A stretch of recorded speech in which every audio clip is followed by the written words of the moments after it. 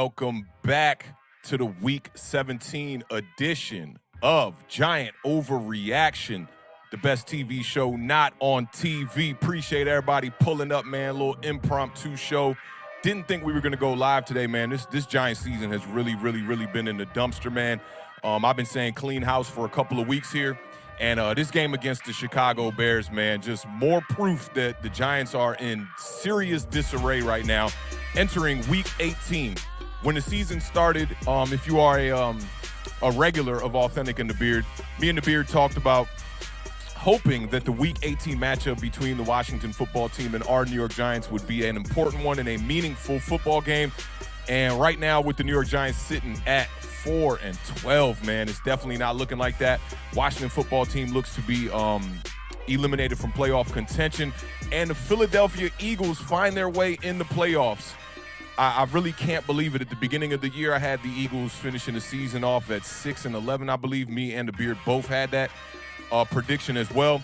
And both of us definitely on the opposite ends of the reality spectrum here, because the Eagles are now in position to get into the playoffs. Looks like they're going to be the number 7 seed in the NFC, man. So congratulations to all the Philadelphia Eagles fans who do tune in to Awthentik and the Beard and the Giant Overreaction. For those of y'all that don't know, on this show, we put up statements from Twitter or across the internet, and we got 3 options here. You can put an O in the chat if you think the statement on the screen is an overreaction. You can put a hand emoji in the chat if you need a push, or you can use the letter P for my OGs. Y'all know how that goes.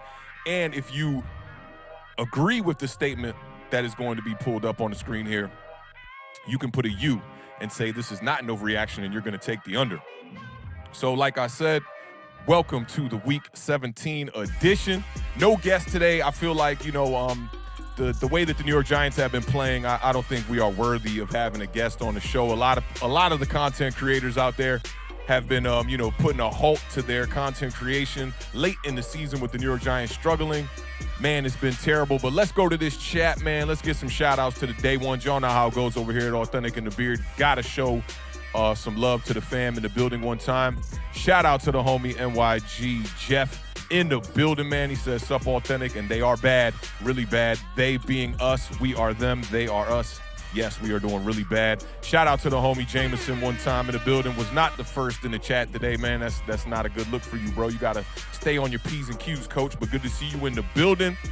My man Ash Money in the building. Was popping, fam. Hope all is well over there, man. Happy New Year, happy holidays to everybody in the chat as well. Lucas in the building. Lucas, we still haven't done the unboxing of the gift we got from you, man. Appreciate that again, bro. Like, me and the Beard was talking about it this morning. Supposedly my Dukes kind of got some boxes mixed up there, so there were some gifts that the Beard hadn't even seen. Bro, we appreciate you to the moon, man. We definitely thank you for those gifts you dropped off for Christmas for Awthentik and the Beard, man. That means a lot to us over here, man. Appreciate you pulling up for this Week 17 edition of Giant Overreaction. Blazing Serenade in the building one time. Says the Giants are literally going to be a laughing stock next year. Starting to look like that, man. Let me make this a little bit larger on my screen here. It's definitely starting to look like that, man. I hope they can make some changes and get in the right direction here, man. Shout out to the homie El Gigante in the building one time. He says, Happy New Year, mi gente. Happy New Year to you too, fam. Appreciate you pulling up. Antonio Bot was popping, man. Good to see you on Christmas, bro. Appreciate you pulling up in the building. That retro box is everything right now. I can't get Gretzel off the retro box. She's been playing Super Mario Brothers 3, or is that I think it's Super Mario Brothers 3. It's definitely not 2, because 2 got an OG vibe. She's been struggling, man. She's definitely been struggling trying to get through those games. But appreciate you pulling up. Tonio JJ Stangle is in the building one time. He says Joe Judge just needs to resign. What a joke. My biggest question I've been having lately about Joe Judge is, who is more to blame here? Is it the general manager and Dave Gettleman, or is it our head coach? Because, we seem to have a decent roster when entering the year outside of the offensive line. But, it's starting to look like, man, maybe this is a little bit more on Joe Judge. I'm not too sure. I don't know if I need a push on this one, to be honest, but it's looking really bad for the New York Giants. And, for me, I'll just state my opinion on it. Going into the season, I thought that Dave Gettleman hadn't done a fantastic job, but I wasn't looking at him as one of the worst GMs in the league. It wasn't looking like that to me. With the signing of Kenny Galladay, I thought that was a good, a good move on behalf of the New York Giants. And trading back and drafting Kadarius Toney seemed to be a good move. Bringing in some extra help at the cornerback position with Adoree Jackson seemed to be a good move too. But now with the Giants sitting at 4-12, it's hard to pinpoint exactly where they went wrong. Could be both. It could be the general manager and it could be the head coach. But I definitely agree with you, man. Joe Judge, he's definitely been a joke of a head coach thus far into his second season as the New York Giants head coach. Shout out to homie Waterfly in the building one time. Good to see you, fam. My man NTW in the building. What's up, fam? Good to see you, man. Happy New Year. Who else in the building we haven't got to here? Elegante still in the building. Appreciate you pulling up, man. We got a bunch of people already in here early, man, just letting some people populate. Let's go over this game just a little bit before we get off into these overreactions by the New York Giants and by the New York Giants fan base, more importantly, man, because Twitter has been going crazy. Let me see if I can find us the right soundtrack for this little intro we gonna hop into real quickly here. This one always screams football. All right. So the New York Giants fell to the Chicago Bears 29-3 on Sunday for their fifth consecutive loss by double digits. Not just your fifth consecutive loss, but your fifth consecutive loss by double digits. The Giants, now 4-12, completed just 4 passes against the Bears. That's really ridiculous to complete only 4 passes on the day. The Bears are now a 6-10 football team. And as of Sunday, the New York Giants now have averaged 10.3 points in their past 7 games since the bye week. Let's talk about the good, get that out the way bright and early because there wasn't a lot of good. Saquon Barkley definitely got back to his normal form, and it took 21 carries for him to get to 102 yards, but it was really good to see Saquon Barkley get over 100 yards. When he was sitting around 90 yards on the day, I was on Twitter like, yo, let's just get Saquon Barkley over the 100-yard mark. I want to say that's his first time on the season, man, and it's been a struggle for Saquon Barkley throughout, man, and it was just good to see him get the 100 yards on the day. Lorenzo Carter had 2 tackles for a loss, including a sack for the 3rd consecutive week. Seems like Lorenzo Carter is playing for a job in New York because, he's been struggling throughout the season. But the last 3 weeks, it's been some pretty good football from Lorenzo Carter. Jalen Smith, man, I chopped it up with a couple of my Dallas Cowboys homies on Twitter, and they were completely wrong about Jalen Smith is what it's looking like. I mean, it's hard to judge somebody after just a couple of games, but he had 5 tackles on the day. He's been consistent in his play in these 3 games with the Giants. The first game, he was just thrown out there, no practice, really didn't know the playbook, nothing like that. The second week, he was a starter and fared well as a starter. And here against the Bears, another consistent week out of Jalen Smith. I think he's a guy that the New York Giants might keep on this roster. Seems to be playing to his old form. He's flying around, man. He doesn't seem to be, hesitant or, reluctant to put his helmet in there and make a tackle. And, on a losing team like this, it's really easy to come out here and play awful football when you're in a, surrounded by a bunch of bad play. It makes it even easier for you to play bad. So it's good to see Jalen Smith out here getting some tackles. And Tay Crowder and James Bradbury, they both had an interception in this game. Granted, Tay Crowder's interception was kind of just late there. Didn't really matter. But they both did get interceptions. James Bradbury, still seems to have the ball skills to be able to make interceptions. The one thing that he's been lacking is it seems the speed and coverage has just not been there this year. And the Giants have not schemed him up to be in position. So that's all the good. That's really all the good. Let me make sure to keep this chat open up here just so I can keep an eye on what you guys got talking here. Shout out to BJ in the building. He says, what's up, Giants Nation? It's good to see you still in the building with the Giants playing the way we've been playing as of late. It's really good to see the fan base still showing up. Shout out to the homie Dan LaMontagne in the building one time, too. He says, Awthentik, sorry, haven't checked in. Giant Depression. I know that should be the name of the show now after we've been playing so bad. He says, I was hoping both teams would lose yesterday in a double forfeit for draft improvement. Yeah, that would have been amazing if we could have got a tie or something. For me, I'd say the outcome of the game really didn't matter to me.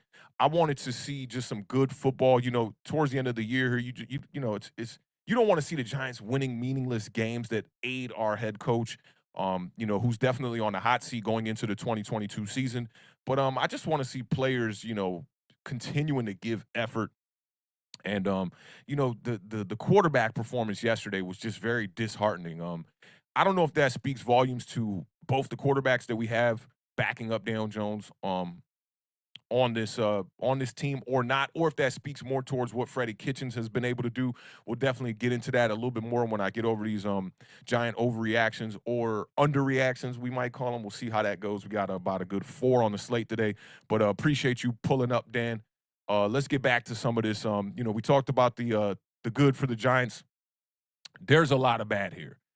There was a whole lot of bad. Mike Glennon, 4 of 11 on the day for 24 yards. The only when I looked up the box score for this game, because you kind of get lost in the middle of the game and you kind of stop watching. Like, I haven't been as active in Entertainer and Bad Dogs live streams because I'm just not as invested in the New York Giants as I once was, especially in the beginning of the season. I've just kind of been just turning on the games, just make sure I'm at least watching it in the background, but I'm usually doing something else while I'm watching the games. And when I checked out the box score, there was only 3 pass catchers to register a stat, which that's disheartening in itself. But to just look at these statistics here, I should have put up some graphics on the board here for y'all. But we activated David Sills. He had 1 catch. He was our leading receiver, tied to be our leading receiver on the New York Giants. He had 1 catch for 12 yards. He was tied with Evan Ingram, who also had 1 catch for 12 yards. Devontae Booker had 2 receptions for 0 yards. And that's that as far as the passing game goes for the New York Giants. I've never seen nothing like this. I mean, I've seen some bad quarterback play in my 30-plus years on this earth and watching football, and I've never seen anything like that, where the box score was just there was nothing there. 4 catches for 24 yards. When you read the quarterback line, you kind of go, 4 for 11, 24 yards. You don't expect it to be that bad in the receiving department, even though it all does add up. The Giants' offense against the Bears on Sunday, 40 rushing attempts, 11 passing attempts, -10 net passing yards, 4 turnovers in a 29-3 loss.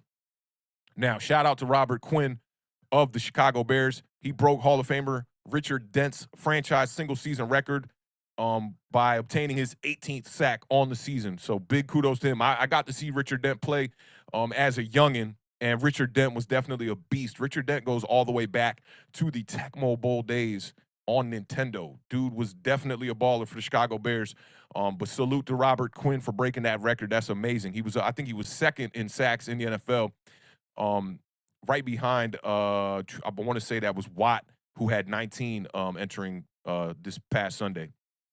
Now, Mike Glennon, I'm going to go over a couple of stats here as quickly as I can. I don't want to make this show linger on too much. I know y'all got stuff to do, and the New York Giants are not an important part of your Monday. But Mike Glennon, he played the entire game at quarterback, and he threw only 11 passes. He completed 4 for 24 yards, but he was sacked 4 times. He lost 34 total yards on those 4 sacks. Now, the Giants finished with -10 net passing yards, which, according to the Sports Bureau, was the lowest in New York Giants franchise history. The last NFL team with so few net passing yards was the San Diego Chargers with -19 versus the Kansas City Chiefs on September 20th, 1998. What's my guy that was drafted with Peyton Manning? I forget. I got his face right here. Maybe somebody in the chat can help me out because I think that's who was playing quarterback for the Chargers. Ryan Leaf. That's who was the quarterback for the Chargers during that time. And if you ever got to see Ryan Leaf play, it was very terrible quarterback play. And Mike Glennon somehow seems to just be, parallel with Ryan Leaf. I don't know how much this screams about Mike Glennon or the offensive game plan, because we know Daniel Jones did struggle in this game plan for sure with Jason Garrett calling the plays. But now when you remove Jason Garrett, it looks really crazy to have fired Jason Garrett midseason and then have Freddie Kitchens out here looking ridiculous. I mean, this is back-to-back weeks that the Giants haven't passed for barely 25 yards. You had, from the starting quarterback at least, you had Jake Fromm go out there, and I think he put up 26 yards on 17 throws, and now you got Mike Glennon up here putting up 24 yards on 11 passes. I mean, I like the fact that they hammered the run, knowing that this offensive line for the New York Giants is awful, but the fact that Mike Glennon only had 11 passes and he only completed 4 of them for 24 yards. I don't know, man. I'm not sure if this screams more about Freddie Kitchens. I'm sure Browns fans have a lot to say about that as well. The 11 attempts from Mike Glennon was the fewest by the Giants since October 25th, 1992, when Jeff Hostetler threw 9 passes. He completed 5. He was 5 of 9 on the day in 1992, and the Giants actually won the game. We beat the Seattle Seahawks 23-10. The 4 completions was the Giants' lowest total since October 22nd, 1978. I was not even outside of my daddy's nutsack in 1978. My brother was just a couple of months into the earth as that happened. Now, in that game, that was against the Washington football team, formerly known as, and Joe Pisarcik, I hope I'm pronouncing that right because this is before my time. He completed 3 of 10 throws in a 17-6 victory over Washington, which is crazy. So, I mean, both these games, at least the New York Giants were competing and they were winning these games. The 24 passing yards was not the lowest total in the NFL this season. If you all paid attention to the New England Patriots, you remember the game where Mac Jones at the half, he had only had 3 passes. The New England Patriots totaled 19 yards through the air while throwing only 3 passes in their 14-10 victory over the Buffalo Bills. That was just a couple of weeks ago on December 6th. The Giants set a season low in yards for the second week in a row, finishing with 151 total yards after being held to 192 against the Philadelphia Eagles. So this kind of says more about what I'm saying about Freddie Kitchens. Like, you got back-to-back weeks like this. I understand you're out there with backups, but this is the highest level of football known to man. This is the NFL. The next player should be decent. We should not see a fall off this bad. And I don't know if this speaks towards maybe a little bit of player assessment as well, which we could put that on Dave Gettleman.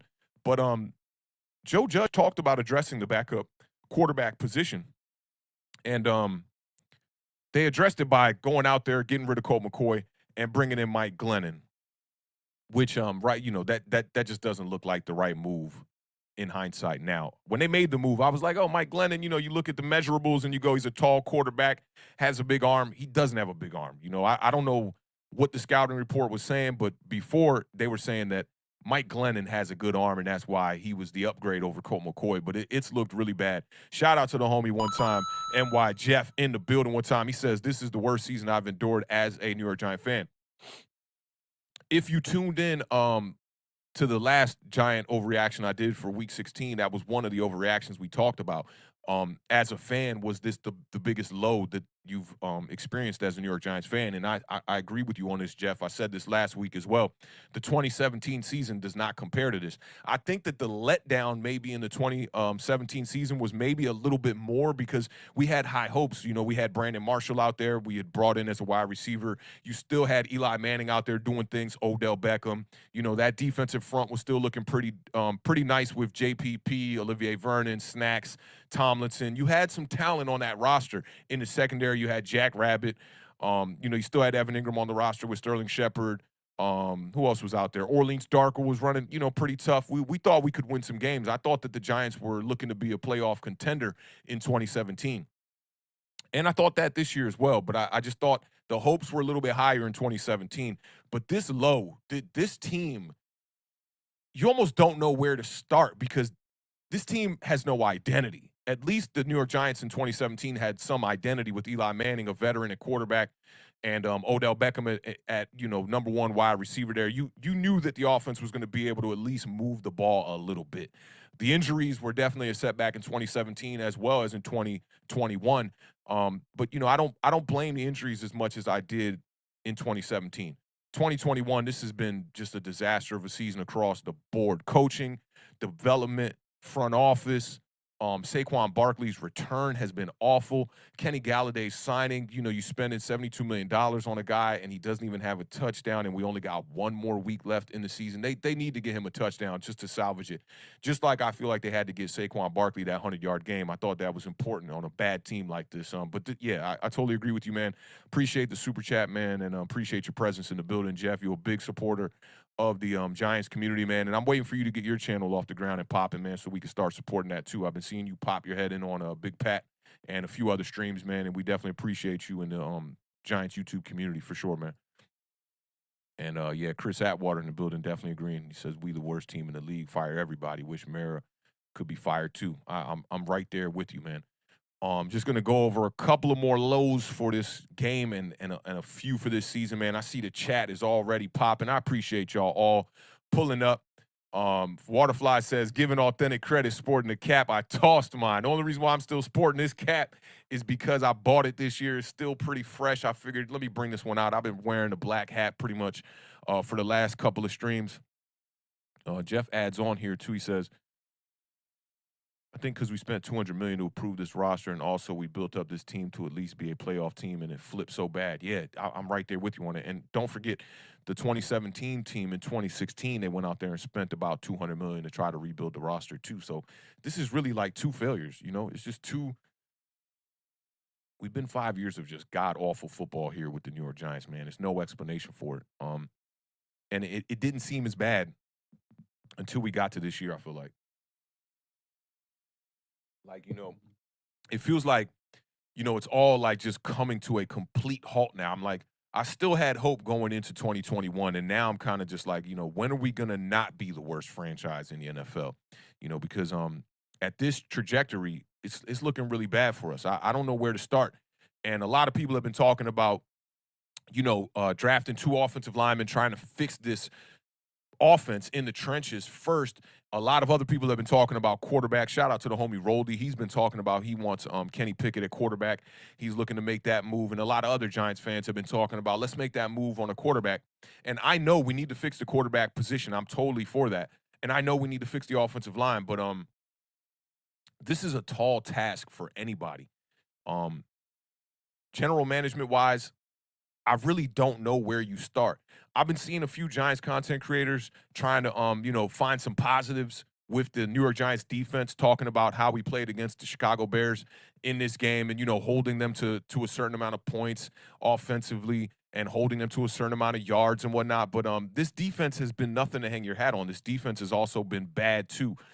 So, you know, for me, man, it's like I'm just a fan of the team, man, and I know a little bit about a little bit about football, but by no means would I want to be the guy who's the GM for the New York Giants, you know, which is more of a reason why I feel that you need to hire. This hiring of the general manager is so important because everything falls on the general manager. You know, as much as I want to give Dave Gettleman a pass as far as like, you know, the lack of development of the players that are on this roster. Because when I looked at this roster at the beginning of the year, I wouldn't go, oh, grade him an F. Dave Gettleman has done a horrible job. I wouldn't grade him an A either. Don't get me wrong. I think the offensive line and the lack of attention to the offensive line has definitely been an issue. And that was the one thing where I was looking at Dave Gettleman very sideways at the beginning of the year, like, bro, what are we doing here? But, you know, I also got to look at the head coach. The head coach has been just as bad or worse than the GM. And where I have to place that on the GM is the guy who goes out there and gets the coach. And now you're looking at Dave Gettleman, strike 2 with Pat Shurmur and Joe Judge at the head coaching position. I think that this is just as much his fault because he hired the guy who I want to place more emphasis and put more fault on. You hired that guy, so I got to put that on you. So this goes on Dave Gettleman and it goes on Joe Judge. You know, and me as a fan, I really don't know where to start. People have been asking me, hey, what you want to do with the draft picks? And I'm like, man, I really don't have an answer. I really haven't tried to assess it all the way through because it's so early right now. We don't have the GM. We don't even know if this is going to be the head coach going into next season. And there were reports about Mara saying that they're committed to Joe Judge, but he didn't come out in the public and say, hey, I'm committed to that guy. You know, so that doesn't build any confidence for me moving forward with Joe Judge either.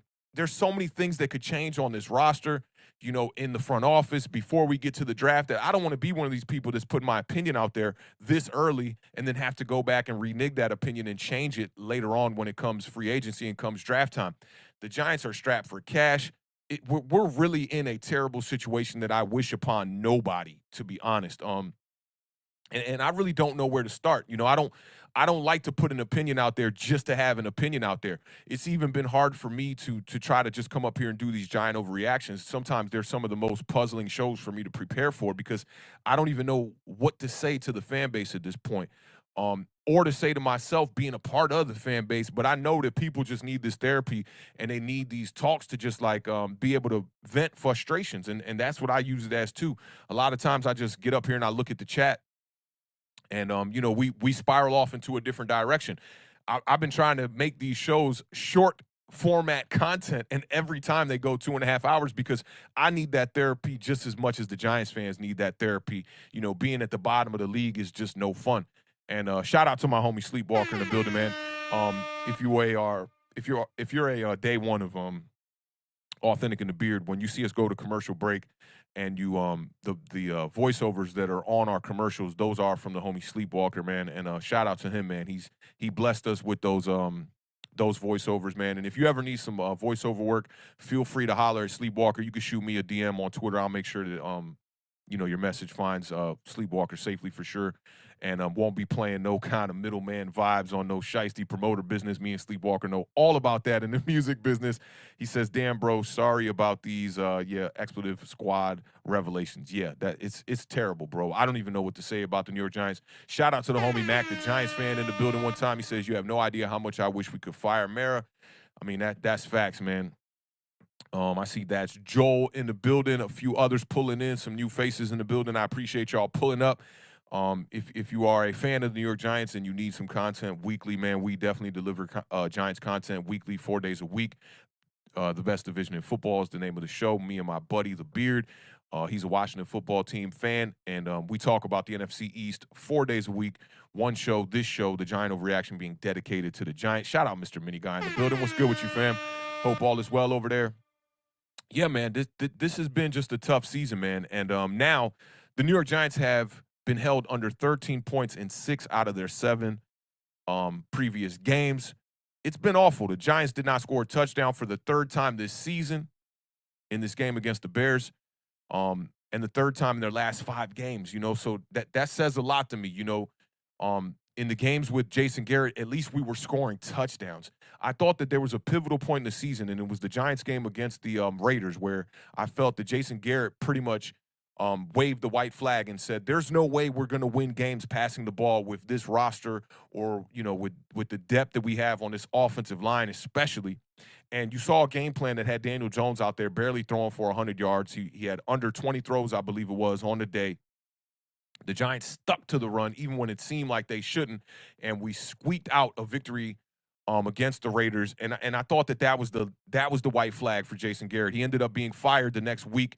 I want to say that was the Kansas City Chiefs game the following week. Can't remember. If not, and then we oh no, it was actually Kansas City Chiefs. Then it was the bye. Then it was the Bucks, and then the Bucks was ultimately the straw that broke the camel's back, and Jason Garrett was fired.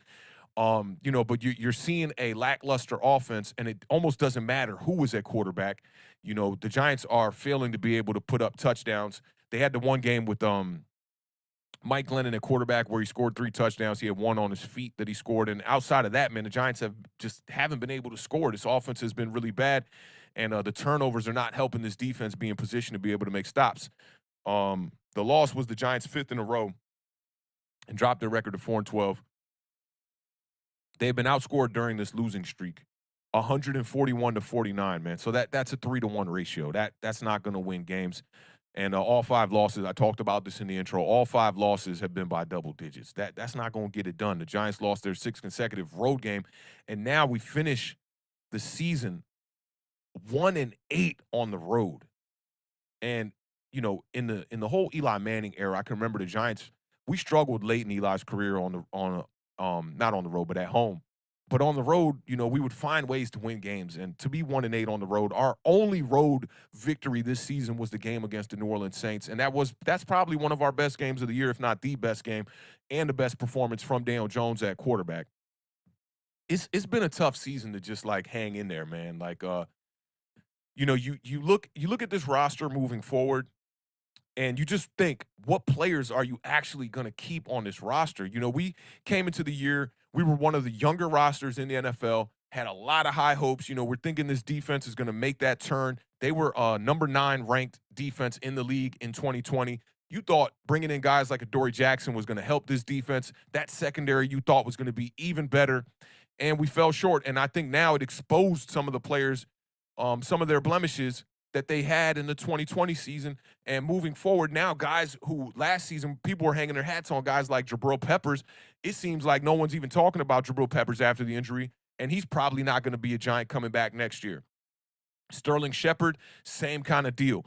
James Bradberry, people have been very low on James Bradberry.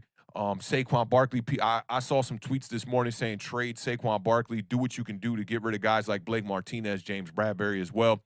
I've got my questions at the quarterback position. The offensive line, we could pretty much get rid of everybody on the offensive line outside of Andrew Thomas. The wide receiver core, people have not been sold on Kenny Galladay, and I don't know how much that speaks to the system, the philosophy, the quarterback, because Kenny Galladay was a guy who had 2 great seasons in Detroit, and a lot of people like to say, oh, well, he had Matthew Stafford over there. Well, one of those seasons when Kenny Galladay led the league in touchdowns, Matthew Stafford didn't even play for half of the season. You had guys like I think his name is David Blau. I can't remember his first name. I think it's David Blau. And they had another backup quarterback over there finding ways to get the ball to Kenny Galladay. Now, you get him over here in the New York Giants system, and he can't even score a touchdown. The guy barely has 500 yards on the season. He's dealt with some injury issues for sure, but something is just not right here. And I said this about Freddie Kitchens and the Giants' philosophy and the Giants' just offensive game plans that they've been presenting the last couple of weeks. Like, I just don't understand it. How are you not able to get these guys the football? And against the Chicago Bears, it seems like Freddie Kitchens just said, yo, we're going to just die on the run today. 40 runs is ridiculous. I know my co-host, The Beard, would love the 40 runs because he's always telling his team, the Washington football team, die on the run. He would love to see his team. I think The Beard, he's not too mad at this game plan because he says if you're going to lose the game running the ball if you got a quarterback out there who's not going to be able to deliver. And it's clear. I mean, even with Daniel Jones at quarterback, we have our question marks, but it's clear when you got guys like Mike Glennon and Jake Fromm at the quarterback position, just die on the run. These guys are not going to get it done. Mike Glennon seems to be, when he has to throw the ball down the field, he always makes mistakes. That just seems to be what it is. Shout out to Jeff one more time on another super chat. Appreciate you pulling up and appreciate you supporting the channel, Jeff. He says Andrew Thomas is the only positive on offense. Maybe Saquon Barkley and Kadarius Toney. Yeah, Kadarius Toney's positives on offense literally come from one game, and that's Mike Glennon was a quarterback during that game, and to me that kind of shows you what Jason Garrett can do with a bad quarterback out there. And lack of weapons and lack of offensive line productivity. He's still, and granted, we got blown out in that game. I think it was 40-22. But you still see an offense that is able to put up some points and be able to move the ball. If you look back towards the beginning of the season here, maybe like the first 7-8 games of the season here, moving the ball was not the problem for the New York Giants. Everyone was complaining about the red zone problems, and I'll get into some red zone statistics when we get into these overreactions. But the Giants have just struggled now, not only in the red zone, we're struggling to just generate first downs. You're looking at 4 completions in a game. That is unacceptable, man. It's really unacceptable. And let me think about some offensive positives. I think Evan Ingram has been a bit of a positive. Maybe he's just been neutral. And on a struggling offense like the New York Giants, neutral seems to look good. Maybe I'm lowering the bar for Evan Ingram, kind of like how a lot of Giants fans likes to do with the quarterback position with Daniel Jones. They want to lower the bar a little bit to try to make it seem like he's better. I've seen some tweets. I was going to use some of these as overreactions today, but I was like, it's not even worth it. People saying, pretty much like you see the value of a Daniel Jones now when you have Mike Glennon and Jake Fromm out there. I don't think that we see the value of Daniel Jones. I think that Mike Glennon and Jake Fromm are just awful quarterbacks. And you can't forget, maybe we're lucky. Maybe it's going to spare Daniel Jones a little bit by not having to see him in the Freddie Kitchens game plans.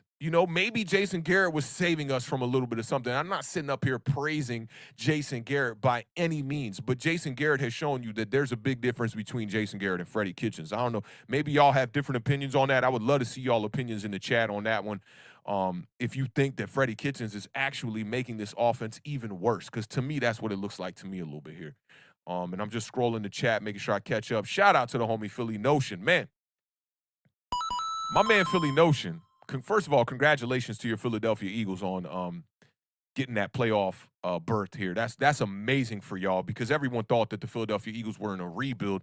I was trying to tell people pump the brakes. Jalen Hurts seems to be a quarterback who can make plays out there. And Philly Notion says your last win was at least against a playoff team. I like that. I like that. I like that. Spike don't care. That's a good one. But shout out to Philly Notion, man, who's been showing up a lot more now that his Philadelphia Eagles have been winning some games, man. But this run that you guys have been on, man, it's been spectacular. I don't know if you saw that clip of the stands, man, falling on your boy Jalen Hurts, and he just straight sidestepped that gate. All those fans in Washington came tumbling down. And crazy thing is, I always buy my tickets right there in that section. I try to get as close as I can to that 112 section because it's right by the away locker room. So I always want to try to catch our players, going into the locker room, maybe try to get something signed or something like that. If it's a good game after the game, maybe a jersey signing. And it's crazy. A lot of people like to lean on those gates right at the end of the game and see the players coming through the tunnel. So who knows? That could have been me. I'm normally on maybe the opposite side because the opposite side, there's less traffic over there. Everyone in that end zone seems to go to that side of the gate that broke, man. But that was a crazy video. Hope all parties, nobody was hurt because, man, that gate fell on some people. I saw a photographer kicking some fans. It was getting crazy. But shout out to Jalen Hurts, who, he showed that he's a very classy individual. He helped up some of those Washington football team fans off the ground, and then immediately he's just like hugging some of the Eagles fans, taking pictures with people on the ground. But congratulations on the playoff berth, Philly Notion. I appreciate you pulling up today, man. That means a lot to myself and my co-host, The Beard. Let me just make sure I don't got any other chats that we missed here before I go back into these overreactions. Let's see here. Yeah, we're looking good here. All right, so I'll explain the rules one more time for y'all. If the statement on the screen to you is indeed an overreaction, let me see an O in the chat. If you agree with the statement on the screen and you don't think it's an overreaction and you want to take the under, let me see a U in the chat. And if you need the push, I mean, it's week 17. We only got one more week for you to take the push, really. You can put the hand emoji up or you can put the P in the chat and take the push. Shout out to my homie James Williams one time in the building. Let me highlight this real quick, see what he's talking. He says, we've been so bad that some crazy fans are now thinking Daniel Jones is actually good. Gave me the double LOLs, the double laugh out louds. He said, what up, Awthentik? What up, Roop? What up, Room? Shout out to everybody in the chat, and shout out to the homie James Williams, man, always dropping some real takes, man, and never holding back. I like that. I like fans that are like that just speak from the gut and just try to deliver facts. Shout out to my homie Bad Dog, who I feel like every video he does that. He's very sometimes you might catch him being a little bit emotional on his content that he creates, but I like that. I like that he just gives you his initial reaction, which is kind of like what I do here on the Giant Overreaction, because on Tuesdays here on Awthentik and the Beard, we do our recap of the NFC East. So Mondays, I normally get a lot of time to do a lot of research throughout the evening and throughout the night before we go live on Tuesdays. But the Giant Overreaction, I try to just bring up statements that just kind of catch my eye on either Twitter or in the YouTube comment section, or sometimes in the national media, to be able to just give a gut reaction off of. And I always tell y'all, man, I'm at will to be able to change my opinion at any point. Some people want to die on their opinions. I was a guy who was saying Daniel Jones was going to have like 4,500 yards on the season and like 35 touchdowns and 11 interceptions. Completely wrong on that. And now I'm a guy who's saying that the Giants probably need to move on from the quarterback position with Daniel Jones. And maybe this injury is kind of helping out his case. I don't know. If he gets one more year here in New York, the more and more I think about it, I won't be too salty about it if Daniel Jones gets one more year and the Giants figure to address the quarterback position after the 2022 season, which, I'm not too mad about that. But shout out to the homie James Williams pulling up, man. Been a great supporter of the channel for sure. No Mets, no Nets, no Jets in the building. I got to give you a shout out, fam. He says DJ is good. He's just not a difference maker for an entire season. That's a true point, man. I wonder how you feel about Jalen Hurts. No Mets, no Nets, no Jets on that, because Jalen Hurts has qualities that I'm like, I really don't like the way he throws the ball in these situations. I love him as a running quarterback. I don't think he's quite a dual threat quarterback. And I'm kind of leaning you towards one of our overreactions I'm going to bring up on the screen here shortly. But just curious as to what your thoughts are on Jalen Hurts, if he's that difference maker, or if you think he still falls in that category of just good, because the Philadelphia Eagles have found a way to get into the playoffs with a guy like Jalen Hurts at quarterback, whether you like it or not. And I've been a guy who I've supported Jalen Hurts throughout this season because I see something there, but I don't know if I see like a guy who is a difference maker. But curious on your thoughts on that one. No Mets, no Nets, no Jets, and the entire chat for that matter. All right, so, okay, one more super chat, one more time real quick here. Shout out to the homie Zeke Anderson in the building one time. In deep thought, I always tell you about that profile pic, got the Malcolm X vibes on it. He says, in most organizations, the GM hires the head coach, but the Giants, I believe, Mara hires the head coach. Can you confirm that? I cannot confirm that, Zeke. No clue. I really got no clue on that. I would think that Dave Gettleman had something to do with it. Gettleman really don't got no ties to the Patriots. I do think that I will say this. Whether Gettleman brings in a coach, especially during an interview process, I do think that Mara has to be the final say of the sign-off. So even if Gettleman, as the GM, brings in Joe Judge and he goes, I think this the guy, this the guy, this the guy, this the guy, when they interview him, Mara's got to sign it off and say, okay, we're going with this guy. So I won't say that he hires the head coach, but I will say that he is the last confirmation and the last stage of confirmation to be able to bring in a head coach with the New York Giants. Appreciate you pulling up, Zeke, man. And we got a lot to talk about here, man. I appreciate the super chat, and I appreciate you lending your support to the channel, man, during these times. We definitely need it, man. It's a snowy day here in Washington, D.C., man. We got like a good 7-8 inches. I thought they was joking about that. But the snow continued out all the way into the afternoon here. Our snow just stopped, man, and I live on North Capitol, man. There's been cars. North Capitol is one of the most busiest streets in Washington, D.C. 3-lane road here in D.C., and like I live kind of on a hill where there's a lot of accidents because there's like 6 roads that intersect at this North Capitol road here, which is one of the busiest roads. So not only is it a busy road, but you got all these other intersections intersecting here at that road, and cars been stuck on that road all morning, man. It's been terrible here. DC's got to get on it, man, and get these roads cleaned up, or people just need to stay in the house like I'm doing here and talk about football, which is probably the smarter move for sure. Let me just make sure we caught up here before we get into it. All right. Let's go with this one. All right, we're going to start with this first one here. Let me make sure I got my stuff in the right order. This one is from Rex Ryan, former Jets coach. Rex Ryan, when I watch him on national media, he seems like he's getting really old. I will say that. Some of his takes seems like he's not in tune with the game as much as he once was. But that, rightfully so. I think he deserves a bit of a break not being a head coach in the NFL. But this is what Rex Ryan had to say. He said, this is the biggest disappointment in the entire National Football League. Now, if you think this is an overreaction and he's not correct on this, let me see an O in the chat. If you agree with what he is saying, that the Giants are the biggest disappointment in the entire National Football League. Now, don't just take in the record consideration of how bad of football the Giants have been playing. Also take into consideration teams that had high expectations going into the 2021 season. And keep those teams in mind while you think about what you're going to say on this one.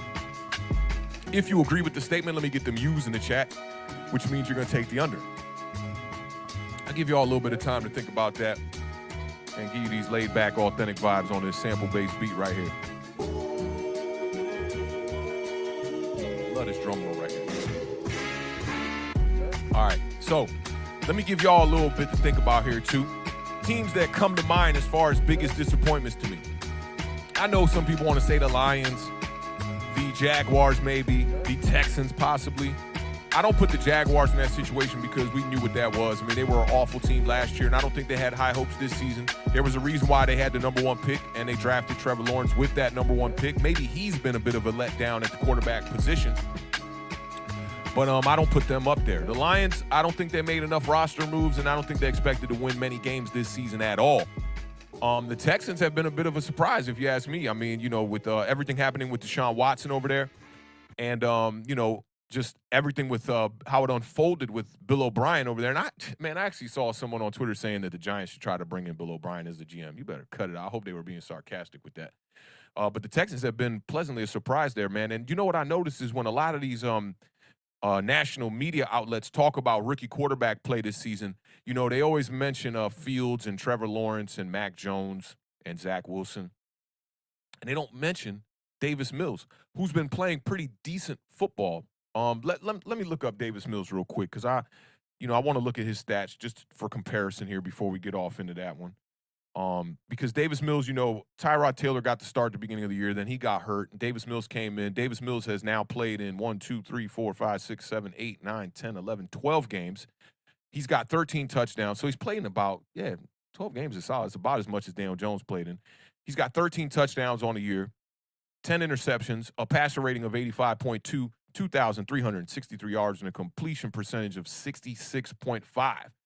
That's not too shabby considering he's playing with not much talent over there. Brandon Cooks has had a pretty decent season. I think Brandon Cooks got over 1,000 yards this past weekend, and he had 5 touchdowns entering Sunday's contest. So, they're a pleasant surprise if you ask me over there with the Texans. Let me get this chat pulled up here. And let me see what y'all talking here. All right, so we got, flying in here. Okay, let's scroll back just a little bit. Shout out to heavyweight champion of the world one time in the building. Appreciate you pulling up, man. Been a great supporter of the channel. And I also see Rick Ruler 787 in the building too. What's up, fam? Hope all is well with you, man. Good to see you in the building, yo. Kalen Dragon in the building. What's going on, brother? Good to see you in the building. I've been talking about this. My girl got that retro box that's got all the old systems on it and all the old games on it. And I need to pull up and play some Double Dragon. When I was a kid, one of the gifts I remember most from when I was a kid was my my aunt, who's my godmother. She used to always get me. She was just so like she would bless me with so many gifts on Christmas. And one of the gifts that she would always bless me with for like 3 years consecutive was the Double Dragon series. I got the Double Dragon 1, 2, and 3 back to back to back. I was on fire. I was a big fan of the Double Dragon series with the little knives they had and whatnot, the little daggers, man. So I got to go back and pull that up. But shout out to you, Kalen Dragon. That made me think of that, man, with you pulling up in the building. So with the statement on the screen, this is the biggest disappointment in the entire NFL by Coach Rex Ryan. Now, my man Jeff says he's taking the under on this one. It's not an overreaction. He thinks that the Giants are the biggest disappointment. Mac, the Giants fan, also thinks that the Giants are the biggest disappointment. Waterfly says, Sanchez was. So he's saying this is an overreaction. Rick the Ruler's taking the under on this one, and he agrees with Rex Ryan. He thinks that the Giants are the biggest disappointment. Lucas, same thing. JJ Stangle says this is an overreaction. No Mets, no Nets, no Jets says this is an overreaction. Most experts picked the Giants to be lousy. That's a good point there. Mac, the Giants fan, is taking the under. He says because the Giants are not supposed to be one of these kind of franchises. That could go both ways, really, because the Giants are supposed to be a good franchise. To see them at the bottom of the league here, especially in the last 5 years, is a bit of a surprise. Maybe that is the biggest disappointment for sure. But Floyd says this is an overreaction because no one outside of our fan base thought we was good anyway. LOL. That's a good point there too. Richard M. Shout out Richard M. in the building one time. Appreciate you pulling up. Takes the under on this one. He thinks that the Giants are the biggest disappointment. Who else we got? We got my man Frank Corona Jr. looking fresh in the profile pic one time.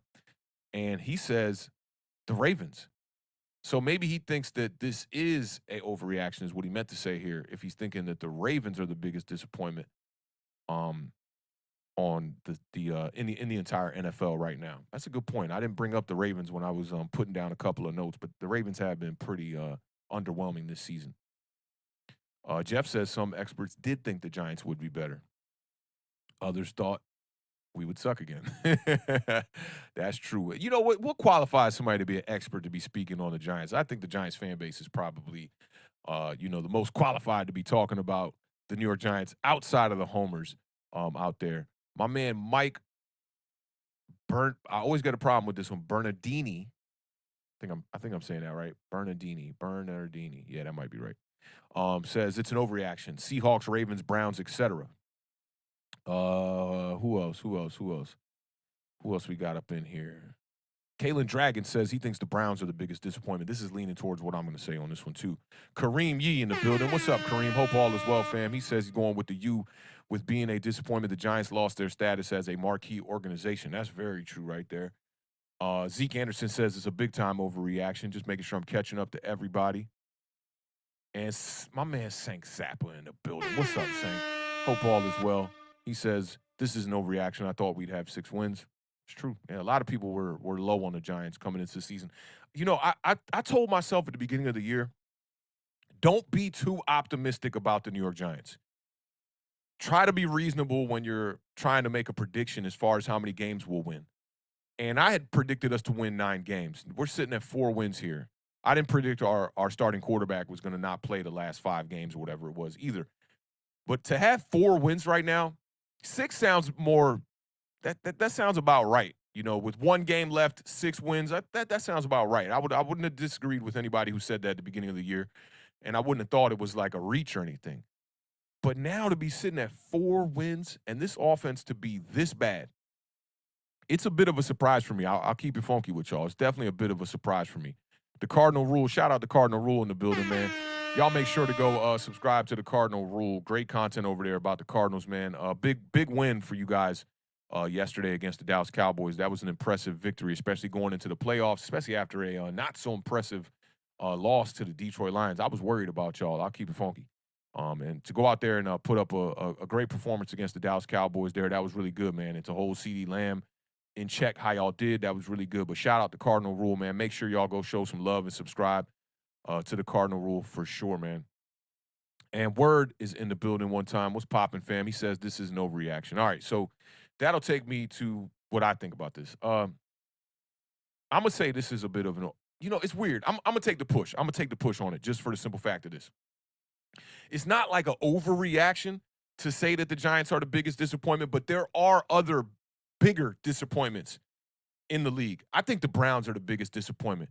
You spent all that money out there. You got hella weapons on offense, especially at the beginning of the season with Jarvis Landry, Odell Beckham. You had both the tight ends over there, Njoku and what's the other dude? Hopper over there. You got 2 of the best running backs in the NFL. You probably got the best duo at running back in the NFL in Nick Chubb and Kareem Hunt. I don't know how much I could blame their disappointment on the injuries to Baker Mayfield, but they've just been a complete letdown. The Browns are sitting at 7-8 right now, mathematically eliminated from the playoffs. So I would go with the Browns and the Seahawks. The Panthers are a bit of a disappointment too if you look at it after the beginning and the start of the season. They were sitting at 3-0. Defense was number 1 in the NFL. People were looking at them like, wow, maybe they made the right move on Sam Darnold. I'm looking at Matt Rule like, yo, this dude's looking like one of the better young coaches in the NFL, entering his 2nd season and whatnot. And then it just falls apart. I forget how many games they lost straight after that. But I was looking at some statistic from the Carolina Panthers. They had lost like 11 of their last 12 games. I mean, it's awful. Cam Newton cannot get off his losing streak with the Panthers, dating all the way back to his first tenure with the Panthers as well. It's just not looking good for them. And I don't know what they're going to do with the quarterback position over there. Doesn't look like the future is going to be Cam Newton. And it doesn't look like the future is going to be Sam Darnold over there either. But there's definitely some other teams that are bigger disappointments. But to me, it's not a major overreaction that for Rex Ryan to say that the Giants are the biggest disappointment in the entire NFL. I think you got to go. Yeah, there's some other teams, but I got to go with the push on this one for sure, man. Shout out to the homie one time. Scotty Booms in the building. He says, Matt Rule got a 7-year deal, too. They might regret that. I mean, right now, as a Giants organization, as a part of this fan base, I'm looking at it like I regret the Joe Judge one, and that was a 5-year deal, So if you cut ties, man, like, you losing out on some money because coaches they deal with guaranteed money. It's guaranteed contracts when it comes to coaches. But if you got to move on, and it's to the benefit of the team to be able to find yourself in a positive direction, then you got to do what you got to do, man. But shout out to the homie Scotty. If y'all don't know Scotty was our co-host for the first 2 seasons of Awthentik in the Beard. And hope your Christmas was well, my G. Happy New Year, all that good stuff. Say what's up to the homie Coop Cooper one time out there, man. I hope the dog's doing well. And we got to get you on for like a surprise show or something one day, man. I hope your time is not as as busy these days, man. During the middle of this pandemic, it's been really tough for people, man, because the bills still got to get paid. We know that. And I'm dealing with that over here too. It's like you got this whole COVID situation with the pandemic. I run a recording studio out of the lower level of my home. So I got to bring these clients into my studio, and lately I've been very reluctant, man, to allow clients to come over here. And I got 2 other engineers that work here as well, and I've been reluctant to have them have clients over, man. So I know, Scotty, it's been real tough out here during this pandemic. The government regime they not giving you no outs right now. They're not expecting anybody to not pay their bills, so all your bills are due: electric, gas, Your rent is due, your water bill is due, and they don't care. The society that we're living in right now is not a good one. They're telling people you got to stay at home, but at the same time, man, landlords need their bread. So, man, I just hope everybody out there is, making your way, as my brother would say it. You just got to find a way, and you just got to make a way. That's just what it is until we find better options out here, man. But shout out to the homie Scotty Booms one time in the building, man. Appreciate you pulling up, man, and checking us out. And shout out to homie Word one time, encouraging the likes and whatnot. Y'all know what it is. We got over 50 in the building now, man. Appreciate everybody pulling up. As far as this one on the damn, my man Mr. HD in the building too, man. What's up, Laylo? How you living, man? Raiders about to make the playoffs.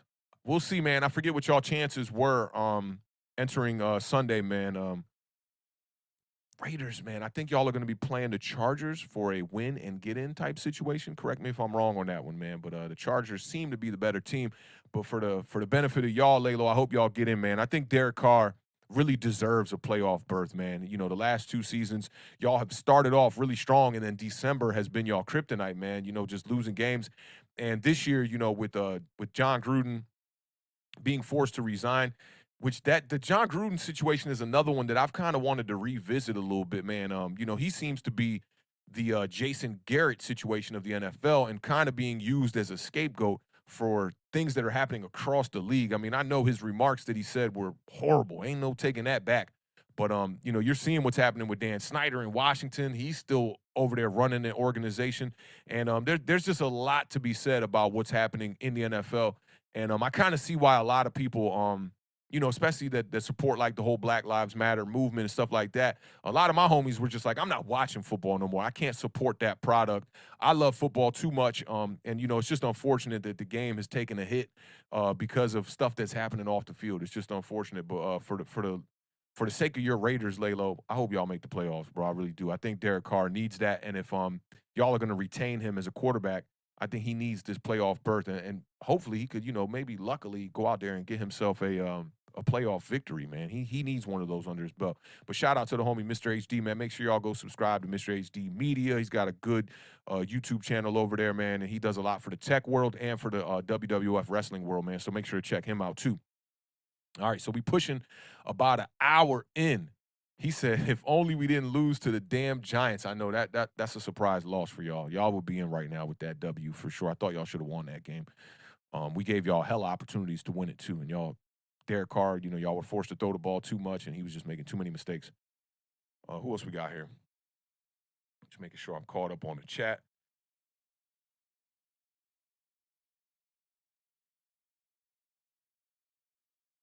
Oh, man, shout out my homie Kathinji Kanodi one time in the building, man. We appreciate you for this $20 super chat one time, bro. Says, let me make this a little bit larger. That font's a little small. He says, Happy New Year, my guy. We are disappointment only to ourselves. Outside of Giants fandom, no one picked us to make the playoffs. Did Judge's rant yesterday bother you as much as me? You can't talk to that. You can't talk that talk about culture. Kathinji, hang tight because I will address this one. As a matter of fact, I'm going to address it right now that you brought it up. I'm going to rearrange some of these overreactions. Let me just make sure I got it up here. Yes, perfect. Okay. First off, appreciate you with the super chat, man. $20. You definitely didn't have to do that. Appreciate your support of the channel. And yeah, that rant yesterday from Joe Judge, I can't even force myself to watch it all. I've only watched like small little clips on my Twitter. And I haven't watched the whole 11-minute rant because to me, Joe Judge, he is not deserving of me to be looking at these press conferences. Now, I don't want to waste like 30 minutes of my day watching Joe Judge just lie to the fan base. He was quoted as saying something like in 2018, all of the coaching staff with the Patriots was on the hot seat at week 9 during the season. And I saw somebody went back and they said, the internet is readily available to everybody. And they looked it up, and the Patriots were 7-2 in 2018 at the week 9 position. So, Joe Judge he's just speaking out his ass at this point. And yesterday's press conference seemed like just a Hail Mary to save his job. It's unfortunate that the people in the locker room especially are being blinded into thinking that this is a decent culture at 4-12 right now. I've seen things. Granted, a lot of this stuff stays under wraps that happens in the locker room. But to me, this dates all the way back to Odell Beckham, man. You know, when Odell Beckham did the interview with Josina Anderson, where a lot of Giants fans were insulted about what he said about Eli Manning, which some Giants fans looked at it like, yeah, he's just speaking facts. The dude didn't go, Eli Manning is trash. Josina Anderson asked him, is the quarterback position a problem? And he said, I don't know. And Giants fans didn't like that he didn't stand up for Eli Manning. But a lot of Giants fans missed the main point of that interview, where every time he was asked about the culture with the New York Giants, he said something is wrong here in the culture. We need to get it addressed immediately. And I don't know if he was, speaking into the future in a way, you know, in 2018, I believe that was, but that was Dave Gettleman's first year. And a lot of people just ignored those red flags about the culture, about what Odell Beckham was saying. He was talking about how it's unfair that the offense can't get things going and your number one wide receiver is not getting enough targets and things like that. And a lot of that was right. And I think, I was one that always said that we lost the trade with Odell Beckham. And now you look at him, man, he's catching game-winning touchdowns with the Rams. I believe he's got 5 touchdowns now in 7 weeks of playing with the Rams. We could use that here. Our number one wide receiver in Kenny Galladay is struggling. It doesn't even have a touchdown on the season. And Odell Beckham's numbers with the Rams this year are already pushing what Kenny Galladay has done in pretty much a full season with the New York Giants. It's just unfortunate, man. But I'm going to get off into this next overreaction a little bit, Kathinji, and we're going to talk about this a little more, man. I appreciate your support. Happy New Year, my bro, and I just appreciate you pulling up to these giant overreactions and being a consistent supporter and just being, somebody consistent in the chat at all times to bounce our ideas off of, man. Thank you for that. Appreciate that. Let me just make sure I don't got any more here because that chat is backed up. Man, all right, so we got one more. I'm trying to keep this moving, but y'all keep donating. I appreciate the donations, though, man. Y'all know this is very difficult with the state of the New York Giants for sure. So RB Brooklyn in the building one time. Y'all know what it is, man. Brooklyn is in the building most definitely. He says, we suck. Judge is a clown. Mara also. Let's fix this damn O-line with the first 2 picks. Keep Daniel Jones 1 more year, then go all in at Young from Alabama. Okay, so he's talking about Bryce, I believe, from Alabama. Now, this is the thing about this plan right here. I'll just address this before I get into it. I got to keep Kathinji in the back of my mind here before we get into that next overreaction. The thing about fixing the O-line and going with Daniel Jones next year is maybe the team is decent, and if that is the case, I don't think you're going to get first pick at a quarterback here. So you might want to try to wheel and deal. I haven't really came to a decision about what I want to do with the first couple of draft picks here in the first round, but maybe you want to deal one of these draft picks to a team that struggled to kind of have that security blanket a bit like what we had with the Chicago Bears this season, where if we were a decent team, we still kind of got that Chicago Bears pick that we're sitting on that looks like it might be a top 10 pick itself. But being that if you go out here and you address the O-line with these first 2 picks and try to not even just address it with the first 2 picks, you're going to have to address the O-line even if you go with 2 picks in the first round. You still got to get some guys, whether it be in free agency or some guys are going to have to step up and play better football, some new contracts, whatever it may be. That doesn't yield well for the New York Giants having a top 5 pick to be able to go out there and get the best quarterback available in the draft. So you might be stuck in the same situation we were in 2019. If you see the quarterback in this 2021 or this is going to be the 2022 draft coming up, go get him. That's what I'm going to say. I have not done my due diligence right now to scout the quarterbacks. I didn't even do my due diligence for real when it was 2019 to scout the quarterbacks. The only 2 quarterbacks I really looked at entering 2019 was Dwayne Haskins and Daniel Jones. And I just said to myself, Daniel Jones is the better of those 2 quarterbacks. When I looked at the tape, that's what it said to me. But Daniel Jones was by no means that quarterback where I was like, oh, man, I will do anything to go out there and get that quarterback. You know whose highlights I've never till this day looked at in college that I need to go and do this is Justin Herbert. I saw some plays sometimes during games, but I never went back and looked at the accumulation of his total highlights. And I should do that so that I could kind of see, like, did we miss something with the people who are considered experts and scouting quarterbacks? Because Herbert fell like crazy in these drafts, and he wasn't touted as the number 1 guy. The second year when he went back to school, people were kind of low on Justin Herbert, and a lot of people missed on that. A lot of people were high on Dwayne Haskins, especially in the New York Giants community, and that didn't work out. So I'm not sure. If you fix the O-line, you might have to commit to Daniel Jones for a new contract if you don't have the pick at quarterback. Let's say you're outside the top 10, top 12 maybe, or dare us go out there and get a playoff berth or something like that when we fix this offensive line, because the NFC East is not great. Let's keep it funky. The Dallas Cowboys, yeah, they're a front runner, but it's no telling that the Dallas Cowboys are going to go out here and win 11 games next year, nothing like that. So I mean, I got to take the push on this one, RB Brooklyn. Being this the giant overreaction, I got to take the push on that. And I don't know. A lot of teams have not built their offensive lines through the first round of the draft. I put up a tweet yesterday that a lot of people were running with, man. It kind of went viral, and it talked about how the Cowboys did build their offensive line through the first round of the draft, that the Bengals and the Chargers didn't.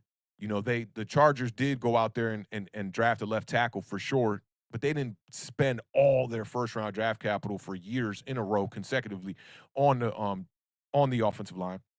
And you got the Rams, who just don't even use the first round pick at all. They just go, here, have it. Give us a player for that. So there's multiple ways to build a team. And a lot of people took heed to that tweet and they liked that one. You could do it a bunch of different ways, I think. There's no surefire way to build a team in the NFL. The Rams show it one way. The Bengals, man, they got those three guys under 25 years old over there in Jamar Chase, Joe Mixon, and Joe Burrow. And now you see Joe Burrow, they've clinched a playoff berth here, smoking cigars in the locker room, even after being injured. So I'm sure he's confident about that injury. I haven't done some research on what the injury is. I know it was a leg injury, but he seems to be, he's going to be fine if he's smoking cigars in the locker room. But yeah, multiple ways you can build a team for sure. Brooklyn definitely in the house without a doubt, man. I appreciate you pulling up, and I appreciate that $9.99 super chat. I wish I had the beard up here to scream those $9.99. You know how he does, but the Heineke is kind of out of here nowadays. Seems like Heineke won't be back with the Washington football team as the starting quarterback for sure. Oh, and my Rachel the Great says OBJ was absolutely speaking facts back then, and people didn't like it. Like it's going to speak to this next overreaction or under we're going to put on the screen here. But I'm kind of in agreement with you on this one, Rachel. Yeah, OBJ was definitely speaking facts. OBJ was one of my favorite players for the simple fact of a lot of the reasons why Giants fans didn't like him. Giants fans, blue collar, a lot of them conservative, OGs, 50 plus. They got a certain kind of tradition they operate around. I'm fortunate enough to have been one of the older millennials. And born in 1983, I kind of get a best of both worlds. I'm not a triple OG, but I'm an OG. I know what it's like to go out here and hang out with these young boys, but I also know what it's like to go out here and chop it up with some of these senior citizens. So I'm right in between. But Odell Beckham was one of my favorite players because he had no cut cards, man. He was just who he was, no apology needed, straight up. Just like I loved it, and I liked the celebrations and the shenanigans and all that. I was a fan of all of that. I thought it made football a little bit more interesting, especially on a team that was 5-11 that last year he was here. But let's get to this next. Let me just make sure I'm not caught up. Let's fly through these real quick. Shout out to homie Caitlin Dragon 56 for the $2 super chat. He says the Cards and the Bengals had #1 picks and making the playoffs, which is crazy. It's crazy. I hope the Jaguars don't pull that off next year or something like that, because it won't yield well for the New York Giants here, man, because we look pathetic. We really look pathetic, man. But shout out to you, Caitlin Dragon. I appreciate you pulling up, man. You've been a day one supporter of Awthentik and the Beer, man, and that's very necessary, man. We consider you family over here, man. Appreciate that. Let me just make sure I'm caught up. Shout out Clocks one time in the building. I'm not too familiar with Clocks. Not sure if Clocks is a new subscriber or a new supporter here. If you're not subscribed, make sure to hit that subscribe button for us one time. That goes a long way. We had a goal of 5,000 before we started this season. Definitely appreciate y'all pulling up. The subscribers is one thing, but y'all presence is definitely more important. So appreciate Clocks pulling up one time, and we appreciate the $10 super chat here. Let's see. Colts O-line, Nelson, D-line covers corners, then get Taylor and Wentz. Tennessee has O-line, D-line, cover corners, then get Tannehill and Henry. That's how you build, bro. You are a 500 team just with those positions. Yeah, those are two successful well, you know what? You can't even say get Tannehill because they were the Tennessee Titans were winning games when they had Marcus Mariota over there. I think what really speaks volumes with the Tennessee Titans is coaching. You know, they've managed to be a pretty much 500 team throughout. Like, it's been about 6-7 years now. They've been a 500 team. They went 9-7 3 seasons in a row while Marcus Mariota was their quarterback, I believe. So I don't think, this super chat and comment here kind of leans towards you have to build it through the offensive line, which I don't think is necessarily true. You're gonna need a decent offensive line, and the Giants have a pitiful offensive line. But the coaching with the Giants and the offensive line goes hand in hand here. When you look at the Giants, especially at Will Hernandez, he's a perfect example of like a guy who looks like he has all the physical traits there to be a decent offensive lineman, but he's never in position to make the right plays. When you have an average quarterback, then you're gonna need the offensive line. Ryan Tannehill is not a franchise quarterback. I don't care what nobody says. Yeah, he lit up the league with statistics last season, but he is not a franchise quarterback. I think he's in that tier 2, which is right under a franchise quarterback. He's in that Kirk Cousins realm where, yeah, you can put up big numbers, but you got to have talent around you to do it, and you're going to need an offensive line that's probably one of the better offensive lines in the league. Now, they are a run-dominant team in Tennessee. They did it on the back of Derrick Henry for the most part, but they seem to now be able to do it with running back by committee, which that's one of the most surprising things of this season to me, is how Tennessee has been able to still win games without Derrick Henry over there, which I don't know, maybe does that devalue Derrick Henry and speak more to the system? I don't know, but I won't hang my hat on saying that you have to build, that's how you build is through the offensive line. Those are two examples of where it's been done like that. But look at the Rams, man. The Rams, they build it the most unorthodox way possible, and they still get it done. The Cardinals were a team that drafted their so-called franchise quarterback in Josh Rosen, and 1 year were just like, you know what, this ain't the guy, and they moved on. That is not traditionally how you build a team for sure, and it's worked out for them. Then they go out there and they trade for D-Hop, who's been hurt this year for sure, but they're still putting up numbers out there, and I think that they got enough leadway while D-Hop was out there on the field. The Colts, you could say Nelson. I could use the Colts as another example. What about when they drafted Andrew Luck? They went from being a team 3 or 4 wins to automatically being an 11-win team right there. Didn't have to upgrade their offensive line at all. So I get what you're saying. Yeah, those are two examples, but I do disagree with saying that's how you build, bro. I don't know, man. I'm a fan, bro. Like, I've seen teams build in multitude of ways. And I think you can build it a bunch of different ways. You get a quarterback out there, you could get a quarterback and a left tackle and bring in a bunch of no-name offensive linemen in the Chargers and be on the cusp of being in the playoffs. So I think it can go either way, but definitely appreciate your presence up in here, Clocks. And you brought up some good points here, man, about the Colts drafting Nelson, and D-line. D-line is so important. You just need a good team, man. I mean, where you lack in one department, I hope you excel in the other department. It's as simple as that. You can't have a bad offensive line, a bad defensive line that doesn't get to the quarterback, average secondary, wide receivers who can't get separation, running backs who can't hit the holes. The Giants are just screwed across the board. They don't have anything good. There is no identity, and we've talked about that a lot over here on Awthentik and the Beard. Definitely appreciate you pulling up, Clocks, man. Would love to see you more here in the chat for sure. Let me just make sure I'm caught up. Chat popping, man. We got 60 plus in the building, man. I appreciate y'all. You know what StreamYard got to start doing? When you look at the chat in YouTube, if anybody says like @Awthentik or @Awthentik and the Beard, it highlights it. But here, in StreamYard, when you look at the chat, they don't highlight the ones that are directed towards us, which is tough. I saw one that was directed at me, and now I'm missing it. Can't find it for the life of me. Okay, here you go. Here goes James Williams. I just found it. He says, Awthentik, thank you for saying that. Ryan Tannehill got paid because he knew to hand the ball off to Sir Henry and not turn the ball over. Plus, Vrabel is a good coach. Yeah, I could talk about that all day for real, because, like, the thing about Daniel Jones that you worry about is the turnovers. To be a great game manager in the NFL, you got to not turn the ball over. Kirk Cousins has been doing a really good job of that as of late. Ryan Tannehill has pretty much done that his whole career. You go back and you look at the numbers, even when he was with the Miami Dolphins, he never really had a true problem turning the ball over like that. And when he got to Tennessee, he really cleaned up that little turnover problem that he really had.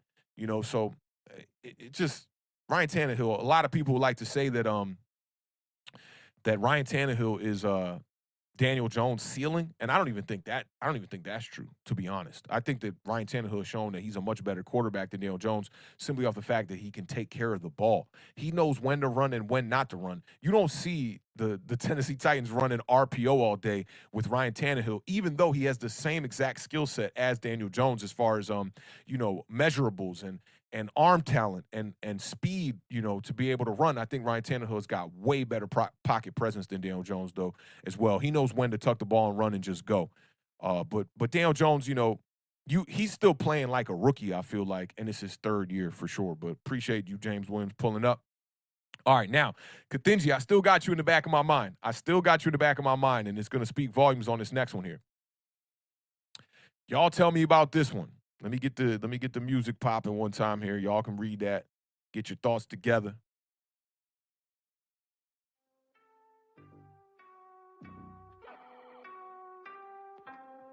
All right, so this one comes from the homie at NYG Daily on Twitter. He says, and I kind of paraphrased this to make this fit on the screen, not too crazy. I didn't want this one to be too lengthy. It was like a whole paragraph, but I kind of summed it up a little bit. He says, no one cares about the culture of the New York Giants when we're losing 10-plus games. So what I'm trying to, paraphrase his statement with is saying, do you all in the chat not care if the culture is good or bad if the Giants are losing 10-plus games a year? Would you almost prefer a bad culture with wins on the board? Let me know if you think this is an overreaction, that Giants fans don't care about the culture of the Giants when we're losing 10-plus games. I almost want to take it further a little bit here. Do you just not care about the culture, period?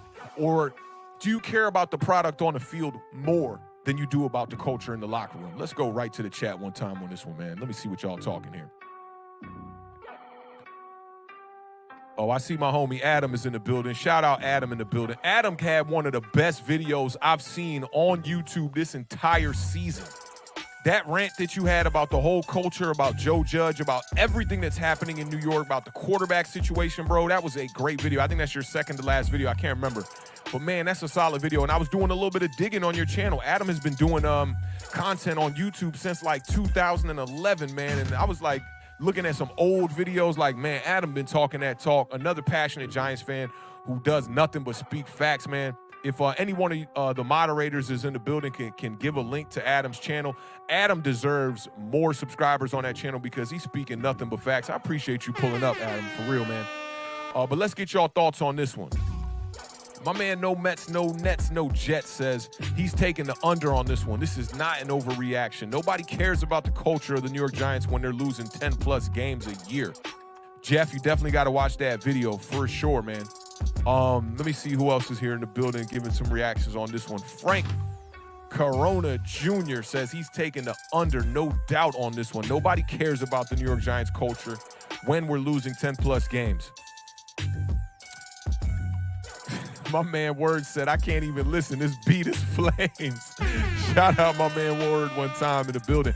NY Finest in the building. Shout out to NY's Finest, man. Appreciate you pulling up, fam. What's good with you? Happy New Year, fam. My man Adam Costa says, I want wins.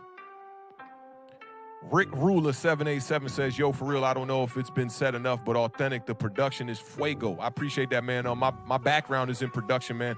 I've been making beats, and I'm an artist. I've been rapping, been doing engineering for years, man. My credits, I got Dave East on the credits. Shout out my homie Chaz French, who got me the credit with Marvel. We did the theme song for the Spider-Man. What was the joint?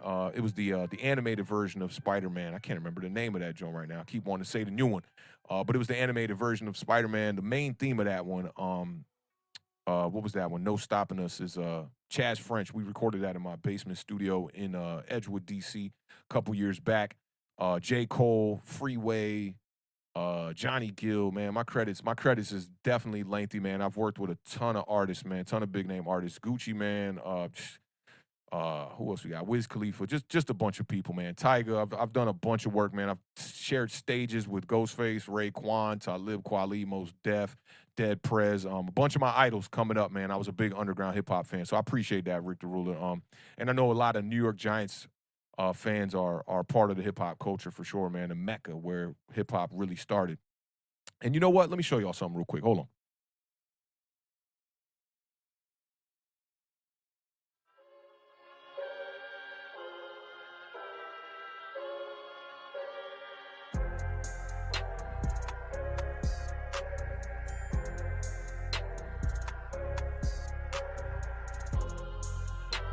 plug back up into the matrix one time. Hold up. All right. So, speaking of hip hop, man, let me take a little quick moment here. A lot of people like to say that Kool Herc was the first person that was actually rapping, the one to introduce the culture. And shout out to Kool Herc. But in my research, okay, my shorty went to the thrift store one day. My shorty's a major thrifter. And she usually gets me some vinyl every now and again when she pulls up to the thrift store. And she got me this one vinyl right here one day. This was like, I want to say for my birthday. Let's make sure that focus is in right. Pig Meat Markham, okay? This record came out in, I want to say, like 1966, November of 1966. Check out Pig Meat Markham.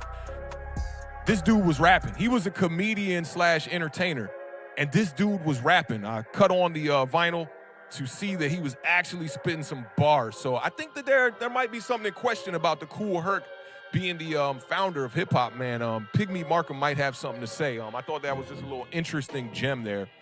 When I got that vinyl and started doing some digging on Pig Meat's career and what he had done. Definitely was rapping in like 1964. He had some vinyls dating earlier than this one where he was rapping. So shout out to Pig Meat Markham, man, and shout out to y'all for tuning in one time, man. Just wanted to pull that little hip-hop gem one time. All right, shout out my homie Juice Jones one time in the building, man. Y'all know what it is, man. Juice Jones, one of the biggest advocates for mental health, man. And, you know, when you see that outburst from Antonio Brown on Sunday during the Bucks game, you know, it makes you think about mental health for sure. I'm not sure that that's the case. I won't jump to any conclusions or anything like that. But definitely mental health is a serious thing, man. People need to treat that a little bit more serious and kind of, you know, stop poking fun at that. Juice Jones is one of the ones in D.C. definitely bringing a lot of awareness to the mental health space, man. So shout out to Juice Jones. Make sure y'all go sub up to Juice Jones Creates and check him out on Instagram as well. He does a lot of content over there. He's going with the under on this one, and I think that's spot on. No one cares about the culture of the Giants when we're losing 10-plus games a year. My man Denzio in the building says this is an overreaction. I don't know, man. This is a hard one to gauge for sure, man. Word says he's taking the under in this one for sure. Who else we got in the building one time? My man Adam says, who cares about culture when our culture right now is losing? That's a great point. JJ Stangle takes the under one time. And Word, thank you for bringing that to my attention right there.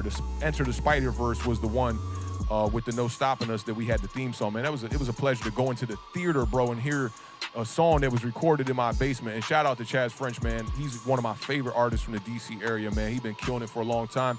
Chaz, I'm looking for that new album, bro. We need to get that out. Finally got released from his contract on Motown. I'm really looking for my homie to flourish one time. Who else we got in the building? NY Jeff says it's an under for me. I definitely feel you on that one. Let me see. NYG Frank says Daniel Jones needs to compete for the starting job next year. That's a good point, man. I posted a tweet like last week saying don't be surprised if Daniel Jones is the backup quarterback one time. I'm trying to see what Laylo talking about. Oh, my man Laylo. I see what Laylo's talking about.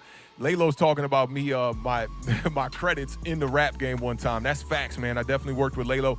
And that's how I met Laylo, man, was one day I saw him on Twitter. I was a big fan of his music. I think it was Christmas. It might have been Christmas. It was either Christmas or like Christmas Eve, and I was in the studio at Listen Vision at the time. No shout-outs there, but Laylo definitely got to meet the homie, and I invited him to come through the studio, man, and we chopped it up. And we cut a couple of records that night, and I think some of those records ended up making the album, man. And Laylo, we need to get you back into rapping, bro. Straight up, man. I know you look at it as the you know, how many coins is bringing in and whatnot. But I think the rap game, especially the DC rap game, needs your voice for sure, man. But appreciate you being here, man. Who else we got up in here? My man Mike Bernardini takes the push on this one. He says, winning consistently happens when you got a good locker room. Steelers and Pats are prime examples, but winning makes dudes buy into the culture in the long run. That two great points right there, man, because winning is definitely going to change your culture around a bit. When people are winning, you can't have those losing ways around a bunch of winners. That's just not going to happen, and the losing type of mentality will just weed itself out. Who else we got up in here? Oh, shout out No Mets, No Nets, No Jets one time. He says, you check out Armand Hammer. Hammer is some good listens. Nah, bro, I'll check that out. I'm not familiar. Armand Hammer. I'm definitely not familiar, but I'll definitely check that out. Appreciate you sending in that super chat. No Mets, no Nets, no Jets. You one of my day ones out here, man. Appreciate that. Let's see here. So any more to over unders on this one before? Okay, so Rick the Ruler says he's taking the under on this one. Definitely agrees. No one cares about the culture of the New York Giants when we're losing 10 plus games. Rachel says spot on. The Formula Fitness in the building. What's up, fam? Big under on this one. I feel you on that one. Who else we got here? Man? I appreciate all the compliments too about the resume in the rap game too, man. I appreciate that, y'all. I just released an album if you want to support it. It's called The Color of Us. I released that in May of 2021, man. I'd say it's my best body of work, all produced by me, recorded, written, mixed, and mastered here in my studio, All Nut Studios in Washington, D.C. It's available on all streaming platforms. And it's a wholesome listen too. It speaks on everything we need to be speaking about in this day and age, especially of hip hop, politics, and culture. But it's a wholesome listen. You could play it in the car with the kids and all that good stuff. You ain't got to worry about no crazy lyrics or nothing standing out that's gonna make anybody jump out their seat in a negative way. Kathinji, shout out Kathinji Kanodi one time. He takes the under on this one. He says, but if the talent or coaching isn't there, you got a losing culture. You know, it's interesting because when I think about like the Detroit Lions who are losing a lot of games, I feel like, and I don't have them under a microscope, but I feel like that's not a losing culture over there, or that's not it's not a negative culture, even though they're losing. Excuse me. But with the New York Giants, it just seems like it's spiraling out of control. It's interesting, and even the Washington football team seem to not have a bad culture in the locker room, but they do have a bad culture over there. I mean, we've seen it with the calendars that have been, the trips that they were taking with the cheerleaders and like exposing them to the old dudes who were like part of the booster and all that, and like, yeah, I mean, it's just sleazeball type of ways, but.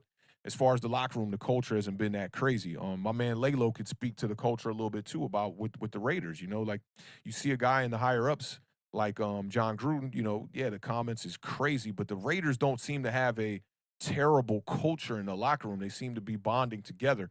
And I don't know, maybe that speaks to the quarterback situation and what kind of leader he is as well. Not too sure about that. But no one cares about the culture of the Giants when we're losing 10 plus games. I'll give you my opinion on this.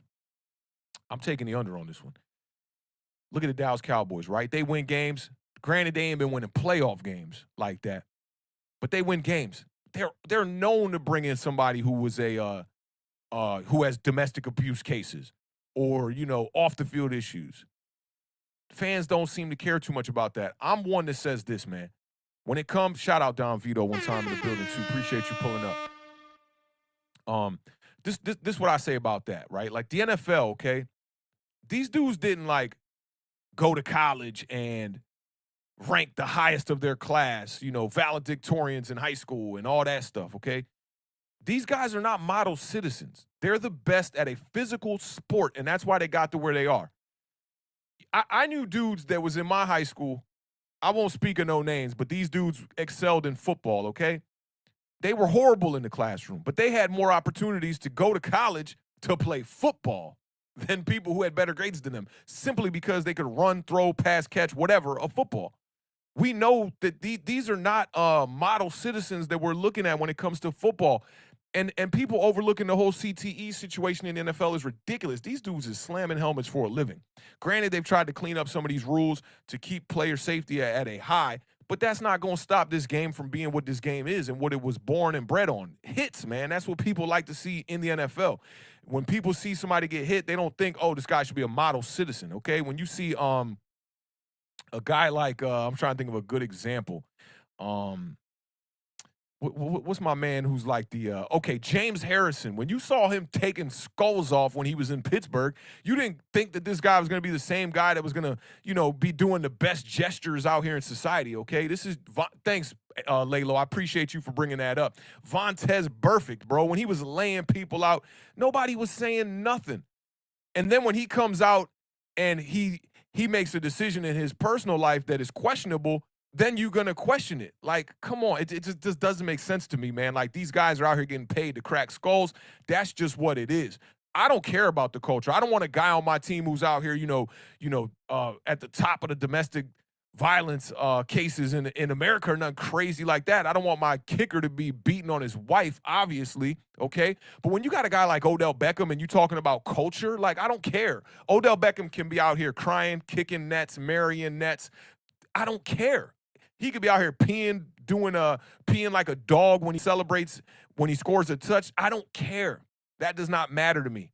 What's more important is that he's actually scoring touchdowns and getting in the end zone to be able to do those dances. Let's be real here, okay? We don't care about if a guy is not a good locker room guy or if he's got, bad relationships. I'll use what's my man from the Chicago Bears? He was the quarterback over there with Brandon Marshall. Jay Cutler. I was gonna call him Jake. Jay Cutler. Okay. Peppers was saying that. Oh no, not Peppers. The kick returner for the Chicago Bears, the Hall of Famer. I forget my homie's name. He was saying in an interview that Jay Cutler wouldn't even come say what's up to people. Who cares? Now, Jay Cutler's not the model NFL quarterback to be hanging my hat on this because he didn't play that great during those times. But if you can go out there and play great at the quarterback position and have zero relationships with anybody on your team, I don't care, yo. I don't care.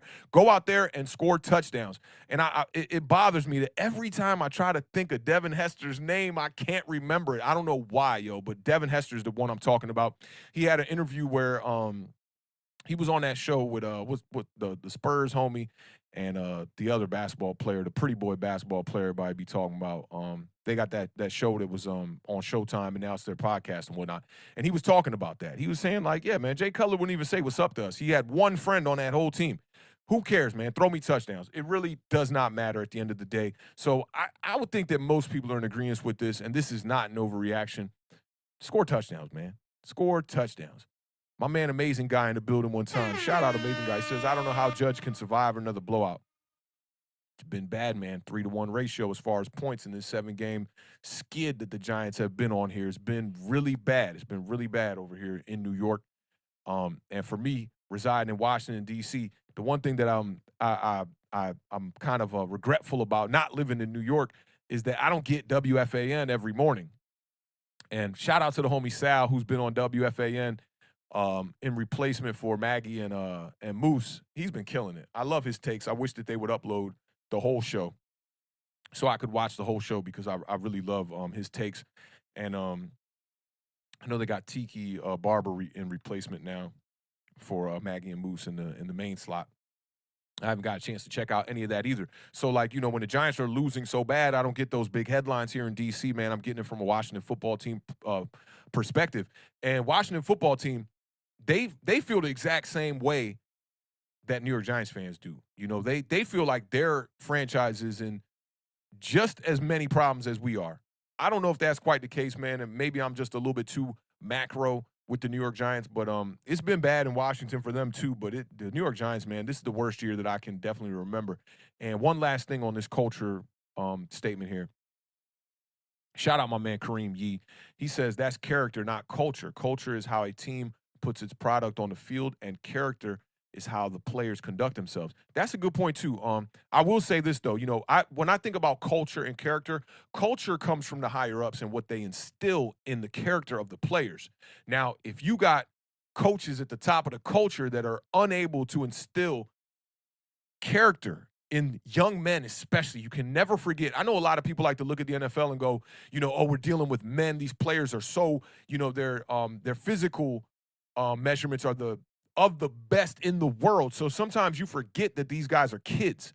Some of these people, 22, 23, 24 years old. I was nowhere near a man when I was 20-something years old. I got to be about 33 years old, and it literally hit me like, bro, you still not a man yet. This is crazy. Like, you got to get out here and live in the real world. And some of these people in the NFL have been coddled, and, they've been shaped to be hidden from the real world because they've been making so much money. They don't got nothing to worry about. They don't ever get to see that real world that we're really seeing right now, especially in the middle of a pandemic. So never forget, these players are very young. But what Kareem Yee is saying here is definitely facts. But one thing I would add to it is that culture is an immediate, influence to character. That's just what it is. Mara, Joe Judge, Dave Gettleman, all these people that are in the front office of the New York Giants, they're the ones that are going to bring in the players who instill the culture and, are representative of the character of the franchise. If you want to look at a guy like Odell Beckham and say, oh, that's a character problem, there's two ways to handle it for me. You got to nip it right in the bud, right off the bat, get somebody on it who can address these character issues, steer these players in the right direction. We talking about millions of dollars being thrown around. Odell Beckham signed $1 million contract. Make it an $88 million contract and hire somebody for $2 million to make sure Odell Beckham is not in trouble off the field. Simple as that. Simple as that. Shout out Swamp Picker one time in the building. Appreciate you pulling up. Oh, that hat looking fire, bro. I see you, OG. You out here. I see you, man. Yeah, but that's my points on the culture real quick. Let me get to my homie Don Vito one time. Shout out Don Vito in the building, man. I appreciate that $5, that $4.99 super chat. He says, Mara wants to run the Giants like the Yankees. This is not a gentleman's sport. Let the quarterback and owner be classy. We got to be mean and ruthless. That's very true, man. And I wouldn't mind having a mean and ruthless player at the quarterback position either. But this is facts. He's trying to run this like a too classy organization, and it seems like maybe the Giants are bringing in players who check that box of classy, but what about the play on the field, which is most important, okay? If you got to have a guy out there who maybe has some character issues like my man Kareem Yee was just talking about, well, let's instill that culture that is able to shape young men and be able to iron out all those character issues, and the Giants have failed to do that, and I think it starts right from the top. My man Tudo is always saying this about Mara. It always starts from moron Mara, and we got to get that fixed. We can't fire the owner. That's for damn sure. But the owner's going to have to be able to bring in the right people to be able to get this organization on track, man. The Giants, we never been in a position like this, man. This is 5 years. We're the worst team in the NFL in the past 5 years. Look at that boat trip curse, however you want to look at that boat trip curse. But, yeah, the Giants have just been in shambles since. And, I look at it like, when we had Saquon Barkley and Odell Beckham on the roster, and then you had a fresh quarterback in 2019 with Daniel Jones. I thought that those were some good pieces offensively to be able to move forward. Dave Gettleman comes here, says I'm not going to trade the $90 million guy, trades the $90 million guy, and I think from there on it kind of just starts to spiral out of control. Now you're relying on your running back at the number 2 pick in the draft to be the leader of a team, which I thought was very premature. He hadn't proven that he was that guy yet, and you're removing the number 1 leader, which was Eli Manning, who, I think is a lot of the reason why Saquon Barkley saw a lot of the success that he did. Now, I won't say the same. Well, I would say the same for Odell Beckham, but I wouldn't say as much. Like, I feel like Eli Manning had about half to do with why Saquon Barkley saw so much success, especially in the passing game. Not to take away like Saquon Barkley isn't some incredible athlete, because he is an incredible athlete for sure. But you're seeing it with Eli Manning at the quarterback position. Saquon Barkley had 90-plus catches on the season and 1,000 yards on the ground. And I do think that Eli Manning was an aid to what Odell Beckham was able to do. But Odell Beckham was just different. He was just a different kind of a talent for sure. Let me just make sure I'm caught up. Shout out to homie Sebastian in the building. What's good with you, fam? If this ever becomes a thing, you coined it. That Awthentik, yeah, you definitely coined it right there. I like that. It kind of removes my W, but it's cool. The Giants haven't given us no W's. Maybe we can take my W, give it to them for sure. But shout out to homie Sakpase, man. Sebastian in the building one time.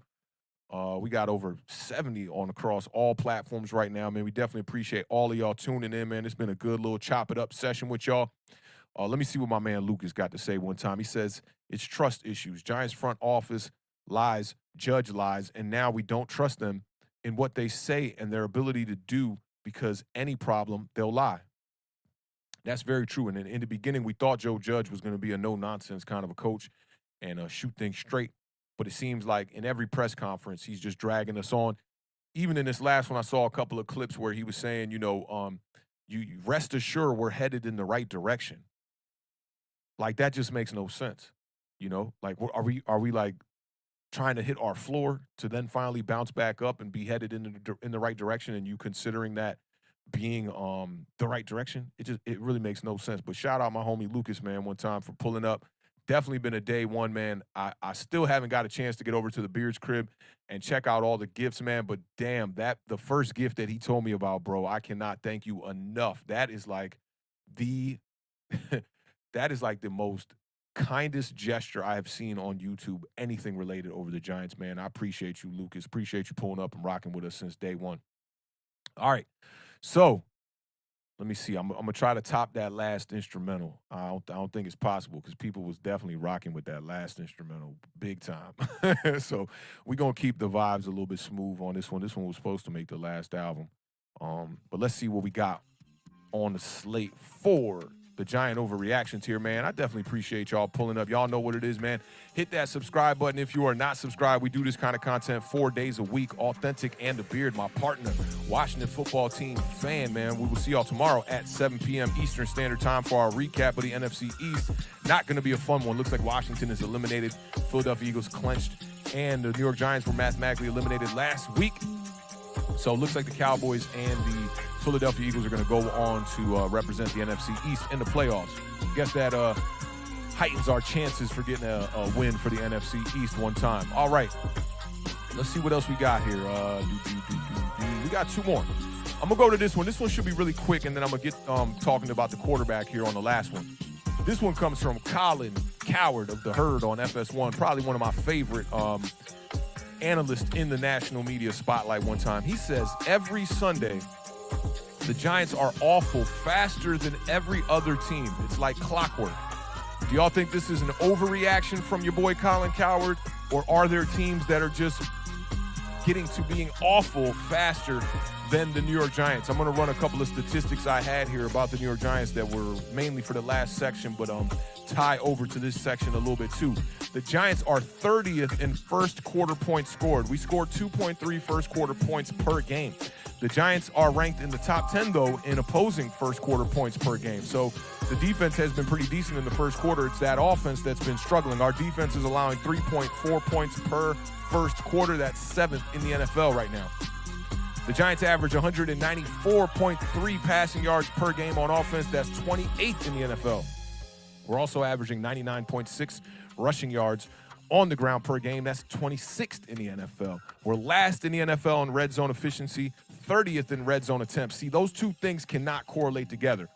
Being last in red zone efficiency is one thing, but you have to maximize your attempts if you're going to be last in the NFL in red zone efficiency. But being 30th in red zone attempts, 2.3 attempts per game, that is pitiful by the New York Giants. And we are 29th in interceptions thrown per game. That, on the bad side of things, we're allowing we're throwing 1.1 interception per game, and we're 22nd in fumbles per game at 1.4.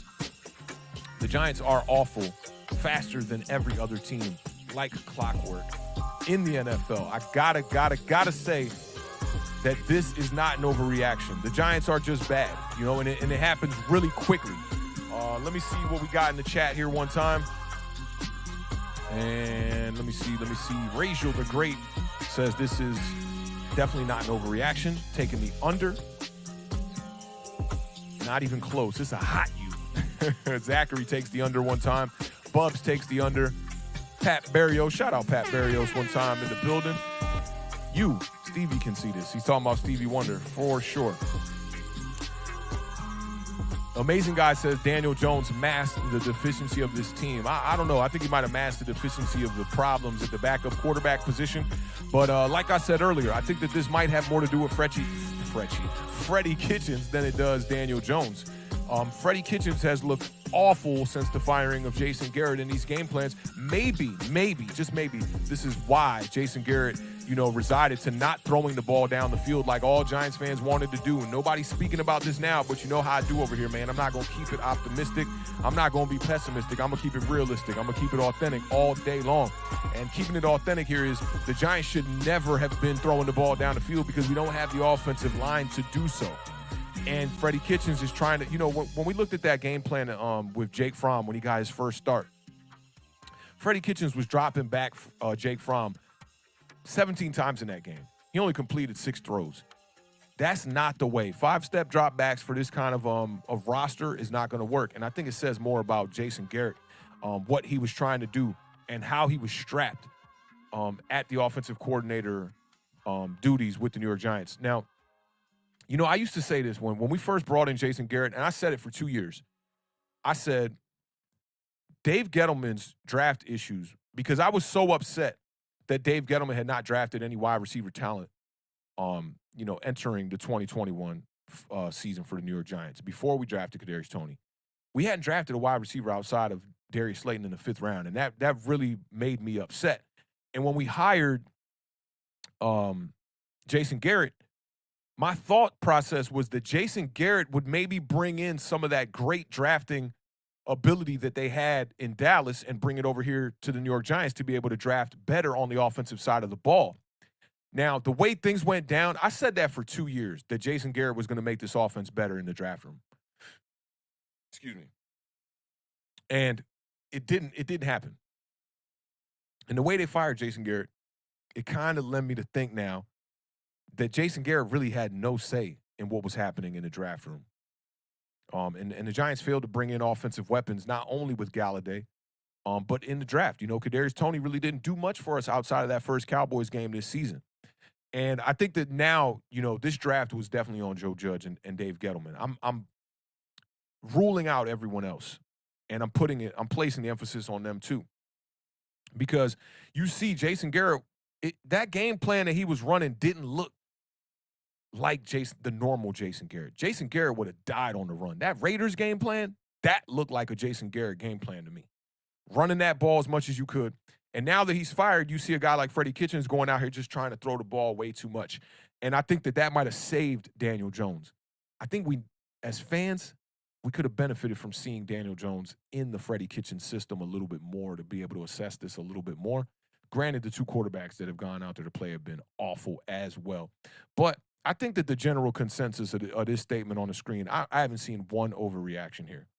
You from Kareem Yee, because it seems like we're always off to a slow start. That's facts. The Giants, slow starts. Speaking of slow starts, the Giants have not had a lead in the season as far as our record goes, dating all the way back to 5 years ago. So not only in these games are we getting slow starts, but just as a team we're getting slow starts throughout the season. It's just been terrible. Mac, the Giants fan, says 14-0 in less than half a quarter yesterday. Enough said. It was 14-0 like in a couple of minutes. I barely got to see the first beginnings of the game, and I saw Art Stapleton was saying the 2 first turnovers were on the quarterback. He didn't want to blame Joe Judge or Freddie Kitchens on him. And I went back and I looked at that sack. I mean, nobody blocked the guy that sacked him. He's taking a front side hit right in his face. Granted, you can maybe throw the ball away, but I don't think you can blame the quarterback on that one as much. But he played awful. The Giants are just awful. There's nothing good about the Giants, to be honest. But yeah, Mac, I totally agree with you on this. It was crazy, man. Half a quarter, we already down 14-0. It's just ridiculous. My man Juice Jones says, we are the most popular bad team in the NFL. Damn, that's a good point right there. Shout out Juice Jones. That is a great point. You got the Texans, you got the Lions, and you got the Jaguars. And all those teams weren't around as long as the New York Giants have been around in the NFL. And now the Giants, yeah, we're definitely the most popular bad team in the NFL. That's facts, man. Definitely got to take the U. My man Zachary in the building, he says, how are the Giants having -10 passing yards? It's unacceptable. I think Joe Judge is not letting the coordinators do their job correctly, and I believe JG masked a really bad offense. Yo, I 1,000% agree with you on JG masking a really bad offense. I don't know how well he masked it, but he was doing a decent job of doing that, giving Giants fans hope. I don't know if it's Joe Judge is not letting the coordinators do their job. I don't know. I really can't comment on that. -10 passing yards is just awful. That's super pitiful, man. That's pitiful. Denzio says he's taking the under on this one, but Judge is faster to praise how awful the team plays. Yeah, that's interesting. And I saw Joe Judge took a shot at the Washington football team talking about, yeah, this isn't a clown. I think he even used the word clown. This isn't a clown franchise that has players on the sidelines fighting each other and all that. Bro, you need to pump the brakes. And don't forget, Kadarius Toney was in the middle of the game against Dallas throwing haymakers, too. Don't forget about that. So that doesn't yield well for Kadarius Toney. I was about to say Kadarius Galladay, which you might as well fuse them because at this point they're one wide receiver and not a good one at that. Shout out to homie Frank Corona Jr. He says, the Giants do nothing, even average on the offensive side of the ball. Bad scheme, play calling, O-line, QB play, and playmakers can't stay healthy. Nothing but facts right there. Shout out Frank Corona in the building one time. An amazing guy says, Garrett did have say he wanted Thomas. Okay. I mean, well, the say he had seems to yield well there. I heard something about some players that Garrett wanted that we didn't get as well too. But Andrew Thomas is like the best. He's like the MVP on the New York Giants right now, which is crazy. But yeah, maybe Jason Garrett had a little bit of say so in that as well. It's hard to tell right now. What else we got here? Yeah, no Mets, no Nets, no Jets agrees and says we should place the emphasis on Joe Judge and Dave Gettleman. Yeah, I agree on that. I'm not going to blame any of the draft problems on Jason Garrett. I just can't do it. Yeah, and the first play being on Glennon, he had no awareness. I guess, man. I guess. I've seen Daniel Jones get sacked front side and fumble the ball as well too. And it's crazy because in the beginning, I was, because I played quarterback in high school, right? And I never fumbled the ball front side. But granted, when you're in the NFL, your focus and your concentration down the field is a little bit heightened. So you see quarterbacks get hit front side more and not see it coming. This makes me think of the Cardinals game from last season, I believe. Yeah, the Cardinals game from last season when Daniel Jones got sacked front side and fumbled the ball, and that was a scoop and score touchdown.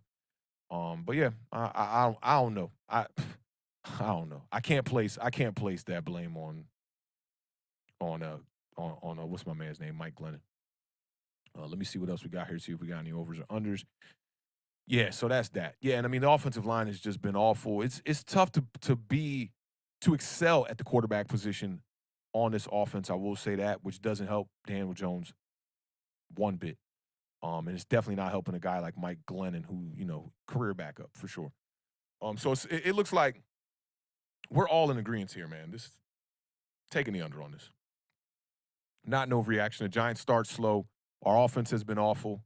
Defensively, we had that little streak there where we had a takeaway in every game, and the offense would never take advantage of those situations. And the Giants just struggle, man.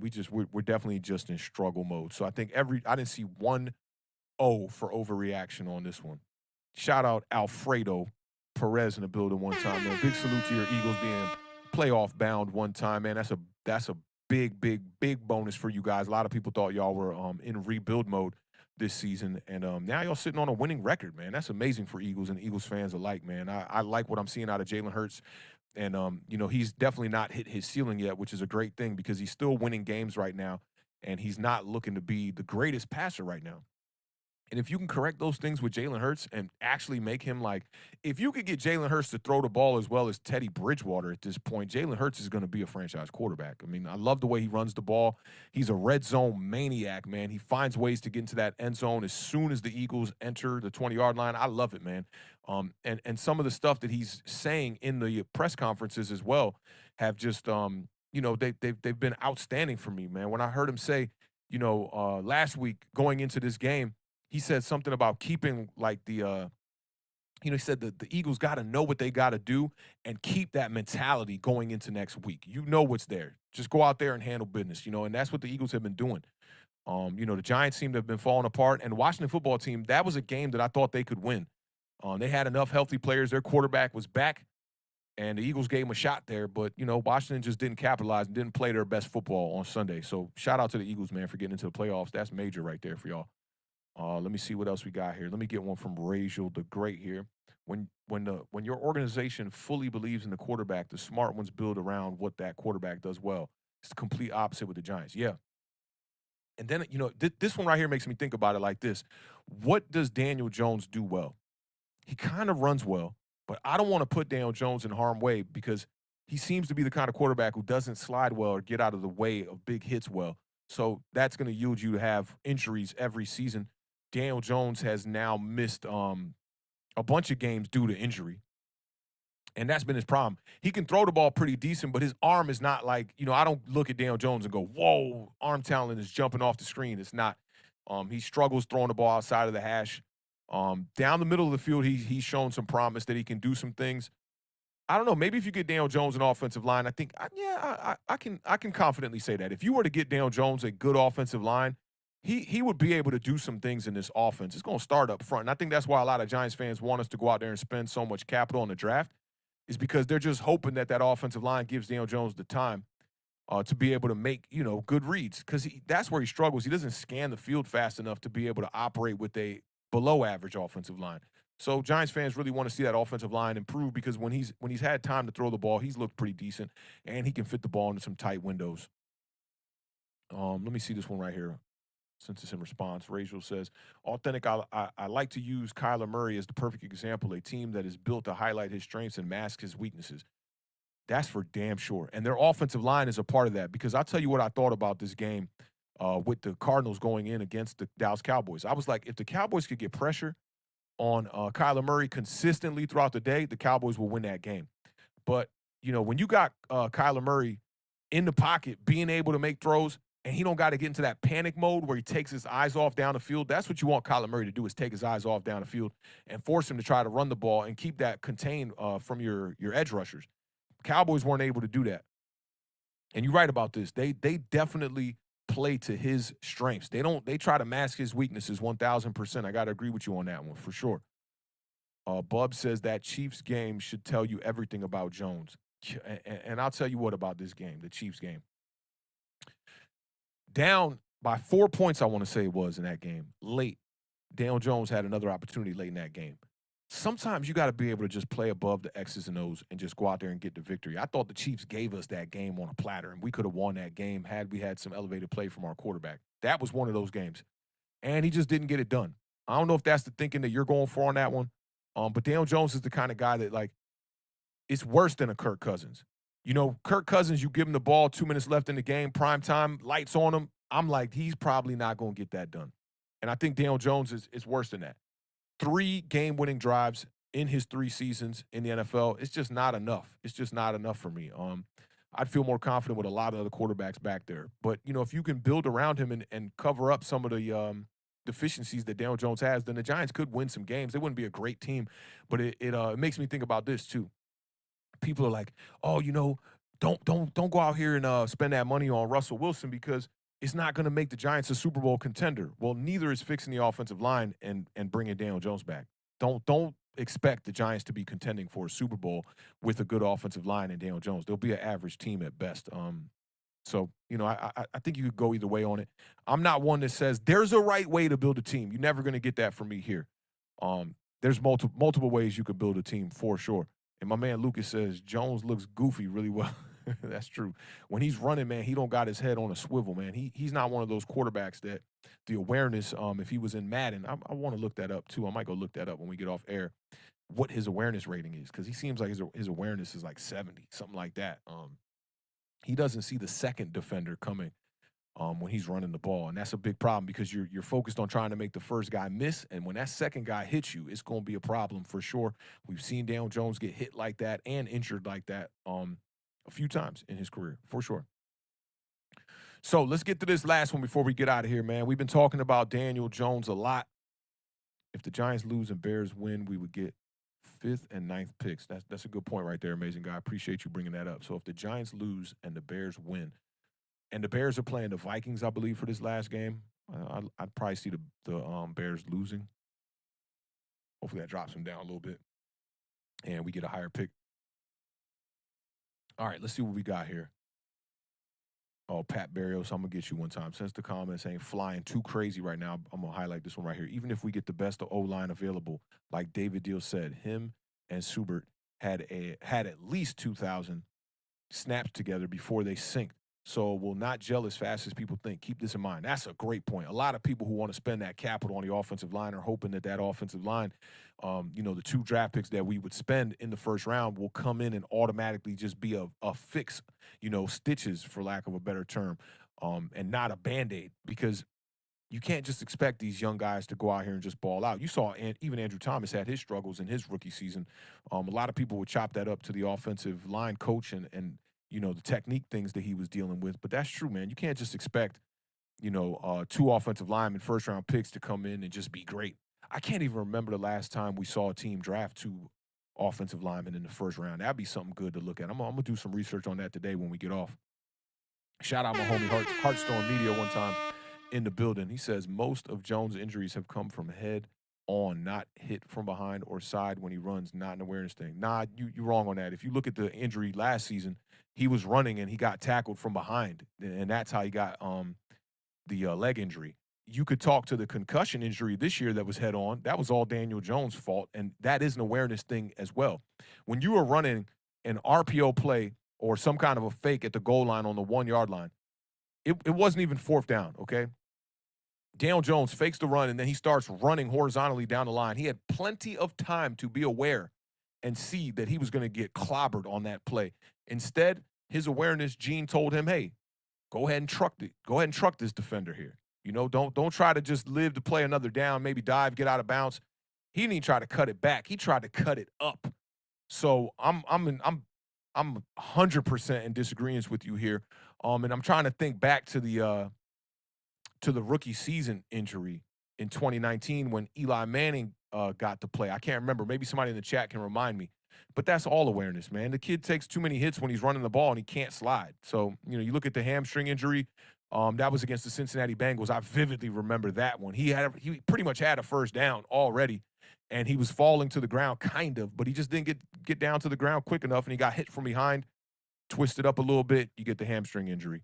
And then I remember he re-aggravated the leg on an ankle injury. I can't remember how that one happened either, but maybe somebody in the chat can revive it. But Daniel Jones' awareness is garbage. There's no doubt about that. Shout out to Heartstorm Media one time in the building, though. My man Bub says, man ain't got no juke moves. They got him running RPO too many times. I've been saying that since day one.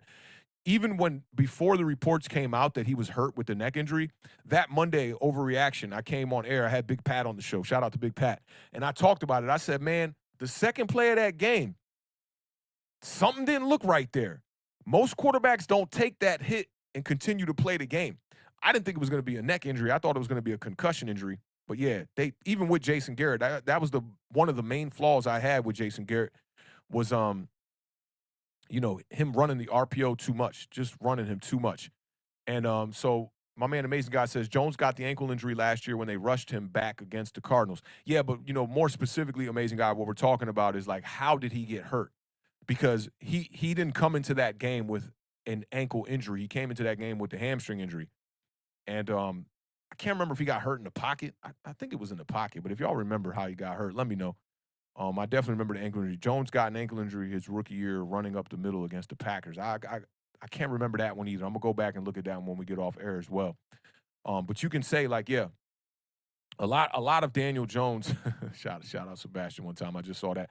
A lot of Daniel Jones issues, forget just being hurt.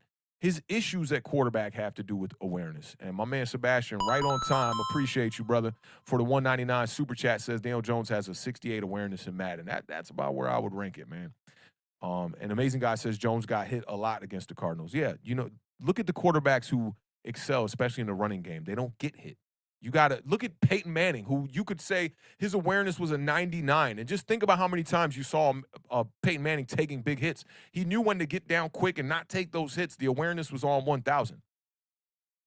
Hassan Reddick had 5 sacks. Yeah, I remember that game. That front side pressure was crazy. And Marcus Golden had a couple in that game too, man. That was really bad. He was getting clobbered left and right in that game. But eventually you got to just get rid of the damn ball. You know, Eli Manning found a way to play in all those games, and that streak would have still been active at the end of his career had they not benched him for Geno Smith.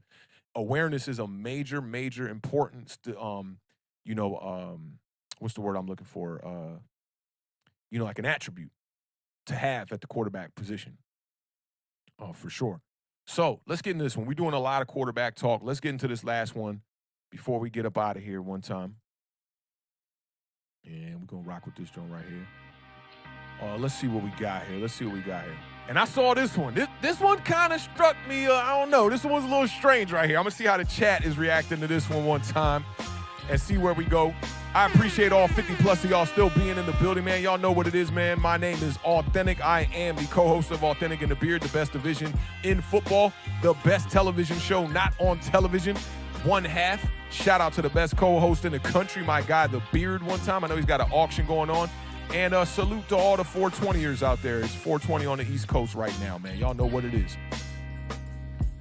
This one came from Big Blue Crew with 2 G's in the beat, GG. Not for a good game for my Giants. He says Daniel Jones is, and this was today. I ain't reaching. I ain't pulling no old tweets or nothing. He said Daniel Jones is obviously better than Jalen Hurts and the Eagles are in the playoffs. Let me know if you think this is an overreaction in the chat. Put an O up if you think it's an overreaction. Let me see the hand emoji. If you think indeed this needs to be a push, you need to see a little bit more out of Jalen Hurts and a little bit more out of Daniel Jones.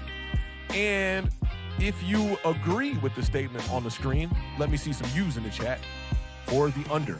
Give you all a little bit of time to populate. You rocking with the sounds of Awthentik on the beats one time, and we'll see what the chat is talking about.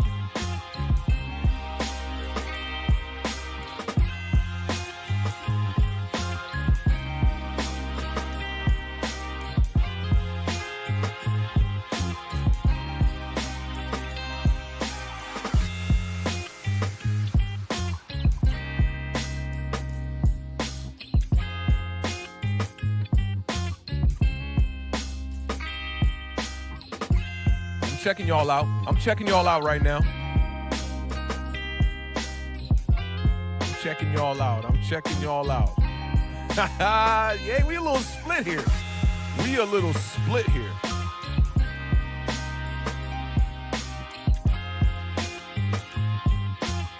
Oh, I'm gonna respond to all of these. I'm gonna love these. Okay. I'm gonna love these. These are great. These are great. Okay. Let's take it from the top here. Let's take it from the top here, okay? This don't surprise me from my guy, amazing guy. He says Daniel Jones is better. Lucas says, big time overreaction. Amazing guy makes it clear he's taking the under. My man Zachary says this is an overreaction. Oscar Unrated says he's taking the under. Nice profile pic there with Mike Glennon. Giraffe vibes one time. He's taking the under on this one. He does not think that this is no reaction. He thinks that Daniel Jones is obviously better than Jalen Hurts. And the Eagles are in the playoffs. You can't overreact about that. The Eagles are definitely in the playoffs. Ain't nothing to dispute there for sure. My man No Mets, No Nets, No Jets takes the O and says that this is indeed an overreaction.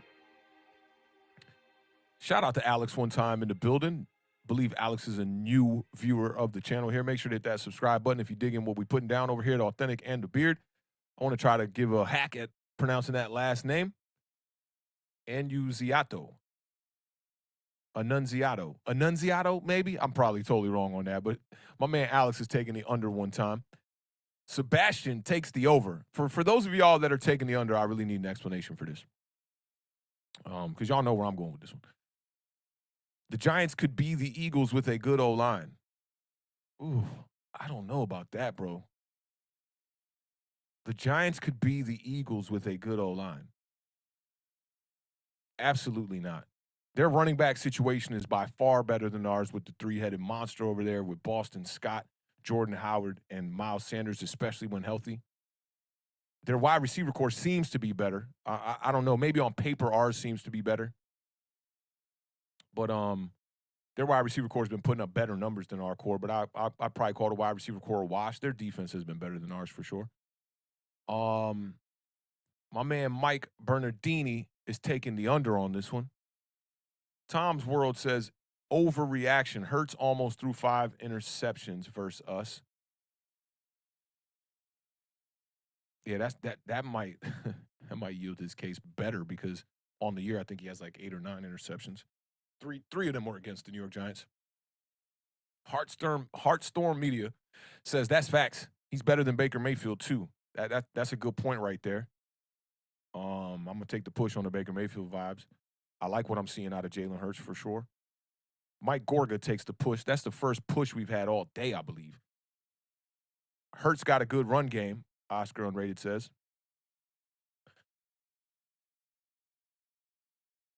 The word obviously makes the statement. Obviously. And to me, that's what stood out, Lucas. You sound crazy saying that Daniel Jones is obviously better than Jalen Hurts. I think it sounds pretty crazy. Who else we got here? Bambi the GOAT is taking the under on this one. Pat Barrios takes the push one time. Zachary says that Jalen Hurts has the it factor. He gets his team going for his struggles in the passing game. He makes up in the run game. I almost want to look at these statistics under a microscope now next to each other, both of these quarterbacks.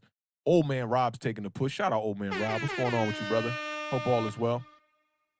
Elegante says push because they both suck. I can't agree with you on that one. Jalen Hurts has the most explosive plays in the NFL right now. That's runs over 10 yards and passes over 15 yards.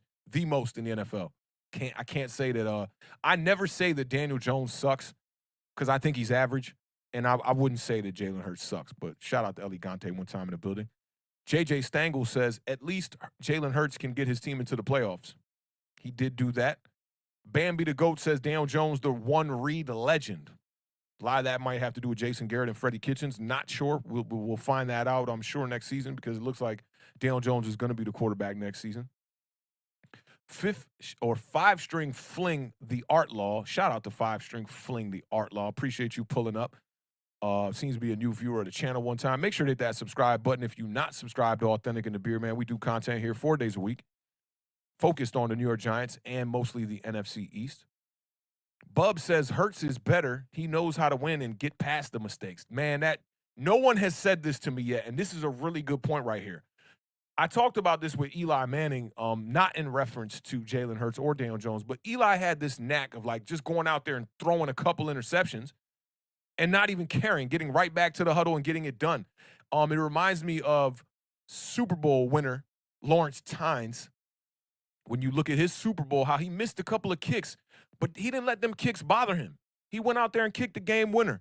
And shout out to Lawrence Tynes, man, who just followed me on Twitter, man. That's major for me, man. I got a legend who kicked us into the Super Bowl following me on Twitter, man. Shout out Lawrence Tynes. He was on with at Dave Gettleman on Twitter the other day. Shout out to at Dave Gettleman. And there was a bunch of Giants content creators on with them.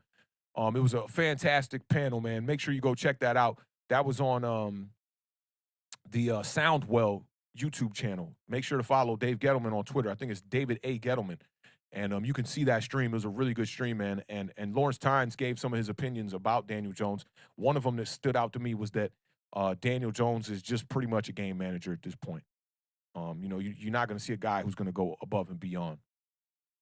But shout out to Lawrence Tynes, man. That was major for me to see him follow me in the morning. I was like, man, big surprise. Mac, the Giants fan, shout out to Mac. He's taking the overreaction. He says Hurts is ascending. Jones, I'm not sure what he's doing. That's a good point because Jalen Hurts is playing better and better and better as the season goes along. The Eagles are a trap team right now. With the way that they are the number one running team in the NFL, man, and Jalen Hurts at quarterback, they could really surprise some people in the playoffs. The number 7 seed is where they're sitting at right now. And if I'm right, the number 2 seed is going to play the number 7 seed in the playoffs. So, man, number 2 seed better watch out. Dallas Cowboys could be making a push for that number 2 seed, and I think it's the Cardinals that are making a push for that 2 seed as well. Denzio says he's taking the under. DJ is better, but Hurts has better coaching staff. Giants have been historically bad on offense for a very long time. No offensive game plan every week. That's interesting, Denzio. I don't know. I don't know how to feel about that. I don't know. Like I almost need to push on that comment because it might be nice to see Daniel Jones at this point in his career with another offensive coordinator to just see where he stands. Bub's taking the overreaction. Alfredo Perez says Barkley is washed up. I don't agree with you on that. I definitely don't agree with you on this one. You can't forget, man, Barkley's coming off a torn ACL and MCL. He tore everything in that knee. You can't expect him to just get back right. I've seen flashes of the old Barkley, and I just don't like this word. I'm going to keep it real with you. I don't like washed. You know, people were saying Odell Beckham was washed up. I hope you weren't one of them. Because Odell Beckham out here is showing you he's not washed up. Just caught a game-winning touchdown. He's got 5 touchdowns in 7 games with the Rams. And the Giants are just struggling to score touchdowns across the board. I don't look at the Giants' offensive woes as a Saquon Barkley washed-up problem. It's a problem on offense, period. You know, the running backs have struggled all year long. And Booker fits the style of offense that the Giants have been running this season a little bit better because they don't got nobody up front. Saquon Barkley is a home run hitter. You know, and I do think that Saquon Barkley could be the beneficiary if you bring in a running back who pairs well with him. You know, I've always said this, man. I've said this a billion times in 3 years. Saquon Barkley needs to be used like Alvin Kamara. Use him as, and Giants fans disagreed with me so just passionately about that. Like, no, he needs to be a 20 carry, a game kind of guy. And I'm like, no, get Saquon Barkley his 14 to 15 carries, use him in the passing game. Do him like an Austin Eckler. The hybrid running back is coming to an end in the NFL. Mark my words on that. You need a short yardage running back in the NFL. You need one of those. Saquon Barkley's not necessarily that. I think you could keep Booker on this roster, but bring in another running back as well. It's great when you got a guy like Boston Scott sitting on the bench when Miles Sanders gets injured, and then you can pair him with a guy like Jordan Howard. When the Giants don't have Saquon Barkley, you're relying on Penny to come in there as another threat at running back, and that's not a good thing. I think you got to go out there, find yourself another pounding running back, pair them with Booker, keep Saquon Barkley for this 5th year, and just see how that works out. But Barkley being washed up, I think he's going to get stronger and get better as next year comes into play. So I can't agree with that one. And Amazing Guy says Saquon looked much better against the Bears. He should be better and healthier next season. Yeah, that's kind of what I'm saying there for sure, man. You got to give the guy the benefit of the doubt that he's coming off that major knee injury, man. And for a guy like Saquon Barkley, he relies on explosivity. That's his thing. That's his thing. He needs that knee to be able to burst, And I saw him on the sideline checking out his knee and checking out his ankle, kind of just like touching it from both sides to just make sure he was good. Like, is everything feeling right in there? I hope Saquon Barkley can get things in order, for next season. My man Nick DeWick in the building one time. Shout out Nick DeWick. Says he's taking the under. All right. So what else we got? Jalen Hurts is a winning quarterback. His team can play bad, but he can find ways to win. Jones needs a perfect situation to win games. This is another great point right here. Bubs in the building says Hurts is a starter. DJ is a serviceable backup. Wow. Daniel Jones could definitely be a backup. I think he could be a serviceable starter too. You just need the right pieces around him. But I don't disagree with this. Not too crazy one way or the other, to be honest. Zachary says it seems like Hurts is allowed to make mistakes while DJ is sheltered from them. Low risk versus low reward and high risk, high reward. That's a great point. Yeah, that's a great point. As soon as Jalen Hurts, makes mistakes, but I think Jalen Hurts, his play is what grants him that leadway with the mistakes. He's shown you that he can rebound from the mistakes. I mean, even when you look at his worst game of the season against the New York Giants, where he threw 3 interceptions, I think they were all in the first half. He's still driving his team down there for a last-minute chance to win the game. And if it's, outside of that, Jalen Reagor dropped, the Philadelphia Eagles probably beat the New York Giants in that matchup, where the Giants go on to win it 13-7. Let's see. Oscar Unrated says, it's got to say something how bad our backups play. Literally can't get any yards. Glennon was a decent backup on other teams. I mean, I think that says more about what I've been saying with Freddie Kitchens maybe being the main problem. If Glennon was a decent backup on other teams, I don't know if that says more about Daniel Jones. I don't know. That's interesting. It's a good point to bring up, though, because Glennon has looked awful the last couple of games here. And I don't know if that says more about Glennon or if that says more about the New York Giants and what's happening with the offensive coordinator position. I don't know. Elegante says Hurts needs to show he can be a pocket passer. They will game plan for that come the playoffs. The thing about the Eagles is they're going to run the ball and you can't stop it. I don't think he needs to show he can be a pocket passer. They ruined Mike Vick trying to do that too. We've seen a lot of quarterbacks get ruined. I'm willing to allow these running quarterbacks now to try to redefine the position. If you could go out here and run Wildcat with a quarterback the whole game and it works, do it. I don't care. You don't necessarily I'm starting to feel like you don't have to be a pocket passer to be successful in the NFL. Maybe that might make you a franchise quarterback where you need that pocket passer capability to be a franchise quarterback. The Eagles are showing you they can win games with a guy who can't throw from the pocket. And I think that, Jalen Hurts does decent in the pocket. It's down the field. When he has to throw it down the field from the pocket, you haven't seen him make any highlights like that on the whole season. He's throwing up some 50-50 passes that sometimes get caught, but that's about it. But I'm starting to lean towards you don't need to be a pocket passer in the NFL to be able to have success. I'm starting to lean towards that. Let me see here. I don't want to get too off track, but old man Rob says Barkley's still good. We just don't use him in the right way. Facts. Got to scheme him up, man. He's that kind of player. Hearthstone Media says we actually had an offensive game plan this week. Run. It was working, but we couldn't complete 1 third down passing play. Sad. Okay, it reminds me exactly of the Oakland Raiders game plan that Jason Garrett dialed up. So if you don't remember the game plan against the Oakland Raiders, Daniel Jones came out and like on the first pass attempt, maybe the first 5 passing attempts, he fumbled the ball and the Raiders ended up scoring on that drive. And they just said, you know what, screw it, we're not throwing the ball. And they ran it for the rest of the game, but the defense held up. That was the biggest difference here. Against the Bears on Sunday, the defense didn't hold up at all. And I think they realized it a little bit too late. Hey, we need to run the ball every down. And, in return, you get 40 runs, but the defense couldn't hold up. And the Giants couldn't get in the red zone. I think we only got in the red zone one time in this game. And it just didn't work out, man. Just didn't work out. So let's see here. This ain't the truth, Mike. Shout out my man Mike Gorga in the building. Definitely big subscriber, big supporter of this channel, man. I appreciate you pulling up. Says Hurts O-line 8.7, DJ's O-line 2.1. Now, only reason why I disagree with this is because Jalen Hurts makes that offensive line better. Jalen Hurts has only been sacked 22 times on the season in 11 games. Oh, I'm sorry. Nope, that's Daniel Jones who's been sacked 22 times in 11 games. Jalen Hurts has been sacked 26 times on the season, which is at the bottom of the league as far as all starting quarterbacks. He's down at the bottom. He's one of the least sacked quarterbacks in the NFL. This kid's pocket awareness is top notch, man.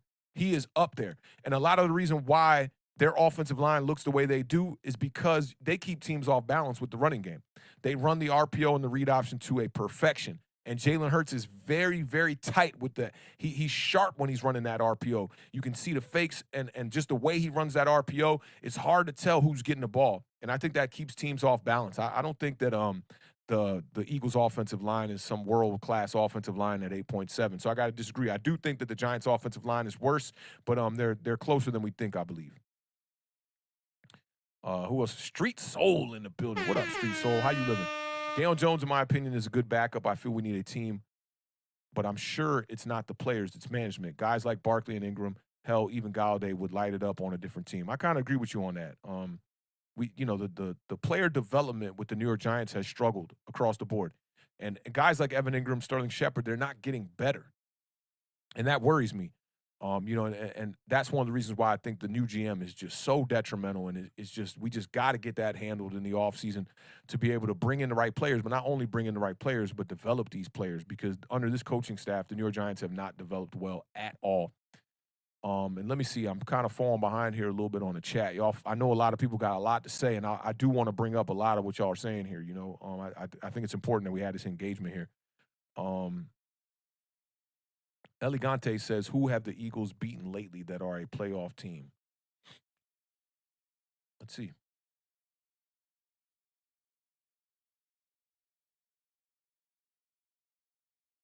Let's see. Okay.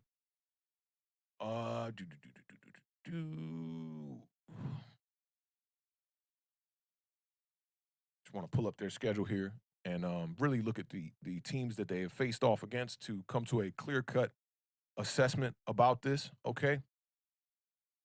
So the Eagles now have beaten, you can't pick who you play. That's the other thing, too. But the Eagles have beaten the Washington football team, who's a team that's on the cusp, not really a playoff team. Beat the brakes off the New York Giants. Washington again. They beat the Jets. Lost to the New York Giants. They beat the New Orleans Saints, who's a cusp playoff team. They beat the Broncos, who was, they're probably not going to make the playoffs here, but they were on the cusp as well. Lost a 3-point game to the Chargers. Beat the Lions. Lost to the Raiders. Who else we got here? Lost to the Bucks. Beat the Panthers. Lost to the Chiefs. Lost to the Cowboys. Lost to the Niners. And beat the Falcons. So they really haven't beat any playoff teams. And I think that speaks to the NFC East schedule as well, too. They talked about how the Cowboys haven't beat any over 500 teams on their schedule, having the weakest schedule in the NFL, I believe it was, entering the season. So, they haven't really beaten any playoff teams, but I don't think that says a lot about Daniel Jones, if you know what I'm saying here, because we've struggled against a bunch of teams, man. The 1-8 on the road record is ridiculous. But you don't pick the schedule. You don't pick the schedule. So, you look at it like Jalen Hurts has lost against the Chiefs, and he's lost against the Raiders, and he's lost against the Cowboys. Those are the teams that are really like playoff contenders or in the playoffs. And they were a third seeded team last year, so they're not playing the top dogs of their divisions as well. Let's see who we got here. Okay, so Razor the Great says it's an overreaction. Let's get back to this one here too. So Daniel Jones is obviously better than Jalen Hurts, and the Eagles are in the playoffs. I mean, this clearly an overreaction. Just look at just this season, okay? Daniel Jones in 11 games, 10 touchdowns, 7 interceptions, 2 rushing touchdowns, 298 yards rushing. He's got 2,428 yards passing and a 64% completion percentage on the year. Jalen Hurts, 61.3 completion percentage. He's got 3,144 yards, 16 touchdowns. He's got 26 total touchdowns, 10 rushing, and he's narrowing in on 1,000 yards rushing on the season. He's got 784 yards rushing on the season. Talked about him being one of the least sacked quarterbacks in the league. Jalen Hurts has been sacked 26 times. Joe Burrow leads the NFL. He's been sacked 51 times. So Jalen Hurts has been sacked about half the amount of times as Joe Burrow. Hurts has accounted for 26 of the Eagles' 47 touchdowns. So he's pretty much half of their scoring. He's got a career record now with the Philadelphia Eagles of 9-10. Daniel Jones was sacked 22 times in 11 games. 12-26 career record as a starter. As a career starter, he's got 221 yards per game, and he's missed 9 games in 3 seasons due to injury. So one thing we can say about Jalen Hurts is he has been more durable. Granted, he did miss a couple of games this season with the ankle injury that he had dating back just a couple of weeks. For me, now, I wouldn't sit here and tell you that Jalen Hurts is obviously better than Daniel Jones. I wouldn't say that, but at this moment in both their careers, I would say Jalen Hurts is the better quarterback. He finds ways to win. You look at the red zone percentage is a major thing to look at with Daniel Jones. He has struggled in the red zone. I don't care what's going on with the offensive line and with the problems with the weapons. Daniel Jones has struggled as far as the red zone goes, and Jalen Hurts and the Eagles have not struggled. I love Jalen Hurts when it comes down to getting down in between the 20 and the goal line. He finds ways to get the ball into the end zone. And Daniel Jones has been struggling, man. And you never had to worry about the fumbling issue that Daniel Jones had in his rookie career. 19 fumbles, 5 of them scooping scores. You got that here first. Trust me, no one's talking about that stat. Of the 11 fumbles lost that Daniel Jones had, 5 of them, half of them pretty much, were scooping scores. There was a 6th one that was almost scooped and scored, and the Giants offense tackled him down on the 1-yard line. I believe that one was against the Bears. So, you know, I got to go with Jalen Hurts right now. I mean, I just look at it like this. If I had to pick one right now to start for my team tomorrow, I'm picking Jalen Hurts. I'm not picking Daniel Jones. I got to keep it real with y'all. Let me get to this super chat from the homie Miles Thiessen in the building one time. Seeing how the demeanor and effort of our players is different when DJ is in versus when he is not in. These guys play for DJ and isn't that important for a team? Does this offense really play for DJ? Offensive line-wise, they've been awful. I'll just remove the offensive line. I don't see an increase in effort. Not across the board. I don't think I see an increase in effort, man. Saquon Barkley looked like he gave his best effort on Sunday. Booker has been giving nothing but effort with these backup quarterbacks. Evan Ingram is hard to tell. Kenny Galladay, hard to tell. It's hard to tell. I don't know. I don't know, Miles. I got to take the push on this one. I don't know, man. It's hard to really tell about effort. I don't really question the lack of effort from NFL players that much. You know, you might not be as invested in the game plan, which we saw that early on in the year with Galladay on the sidelines in the Washington football team game when he was blowing up on Jason Garrett. Didn't seem invested. I saw some games there in the middle of the season with Daniel Jones and Kenny Galladay. I can't remember exactly what game it was, but Kenny Galladay was definitely giving some lackluster blocking efforts. I don't know. This is a tough one, man. But I definitely appreciate you pulling up, Miles, man, and appreciate that $4.99 super chat for sure, man. I got to take the push on that one, though, most definitely. My man James Williams in the building says DJ is not the guy. Whoever doesn't agree, just get over it. Think about this. If us as fans can't agree on him, then imagine the tug of war going on inside the organization. Man, that's a great point. That's a great point. They might not have no other options at the quarterback position right now. They might have to just go with Daniel Jones going into 2022. And Miles piggybacks on what he was saying there. He says, past few weeks, these guys look like they lost before the game even starts. Yeah, I mean, They've been looking like that, bro. I feel you though. I'm leaning more towards what you're saying for sure because up front you've been definitely seeing a lack of effort. You know, you come out there on the first pass play of the game and Mike Glennon gets sacked front side and fumbles the ball. It's like, what are y'all doing in practice? Like, what are y'all preparing for? Why aren't we keeping more tight ends in to help block and you know, help out some of these tackles, left tackle and right tackle, to be able to give the quarterback some more time? But they literally just said, man, you know, screw it. We're just going to run the ball for the rest of the game. Is this real? Wow, Glennon is done for the season and needs wrist surgery. I wonder if that means Jake Fromm will be starting quarterback for the New York Giants the last week here against Washington football team. That should be fun. The Giants' weapons are still a problem as much as the O-line. I don't know, bro.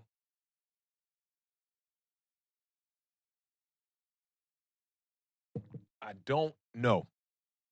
I really don't know, amazing guy. Because Galladay has proven that he's a player in this league. I think you saw some good flashes with Kadarius Toney. One thing that I've always said we need to do is bring in another running back. The Giants need to get back to their identity. They don't need to get back to the Giants' way, but they need to get back to their identity. They need to get back to running the rock, I think, more effective. Any franchise in the NFL that's struggling needs to get back to the run. And the Giants, you know, we lack at that running back 2/3 kind of a position. I don't know if we lack weapons, man. It's crazy because I thought we were double dipping at the wide receiver position going into the year. I'm like, man, you look at all these wide receivers on the roster, man. You had Slayton, you had Ross, you had Galladay, you had Kadarius Toney, you had Sterling Shepard, you had David Sills doing his thing in the preseason. I don't know if I said John Ross. You had John Ross out there. Who else? I feel like I'm missing like one guy. You know, it's just been so many wide receivers out here for the New York Giants, and when injuries start to happen, we still lack depth. I don't get it. It was the one position where I was like, we ain't got to worry about wide receiver. We got more than enough there. And then midseason, when you're dealing with all these injuries, we're like, we need some wide receivers. Not even just midseason. You look at this last game, you had Kenny Galladay as the only healthy wide receiver on the Giants roster. It just doesn't make any sense.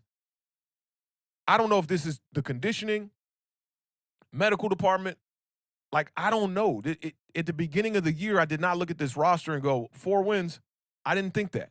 I thought we had some pieces here, especially in the department of the weapons, man. I really thought we had some decent weapons out there.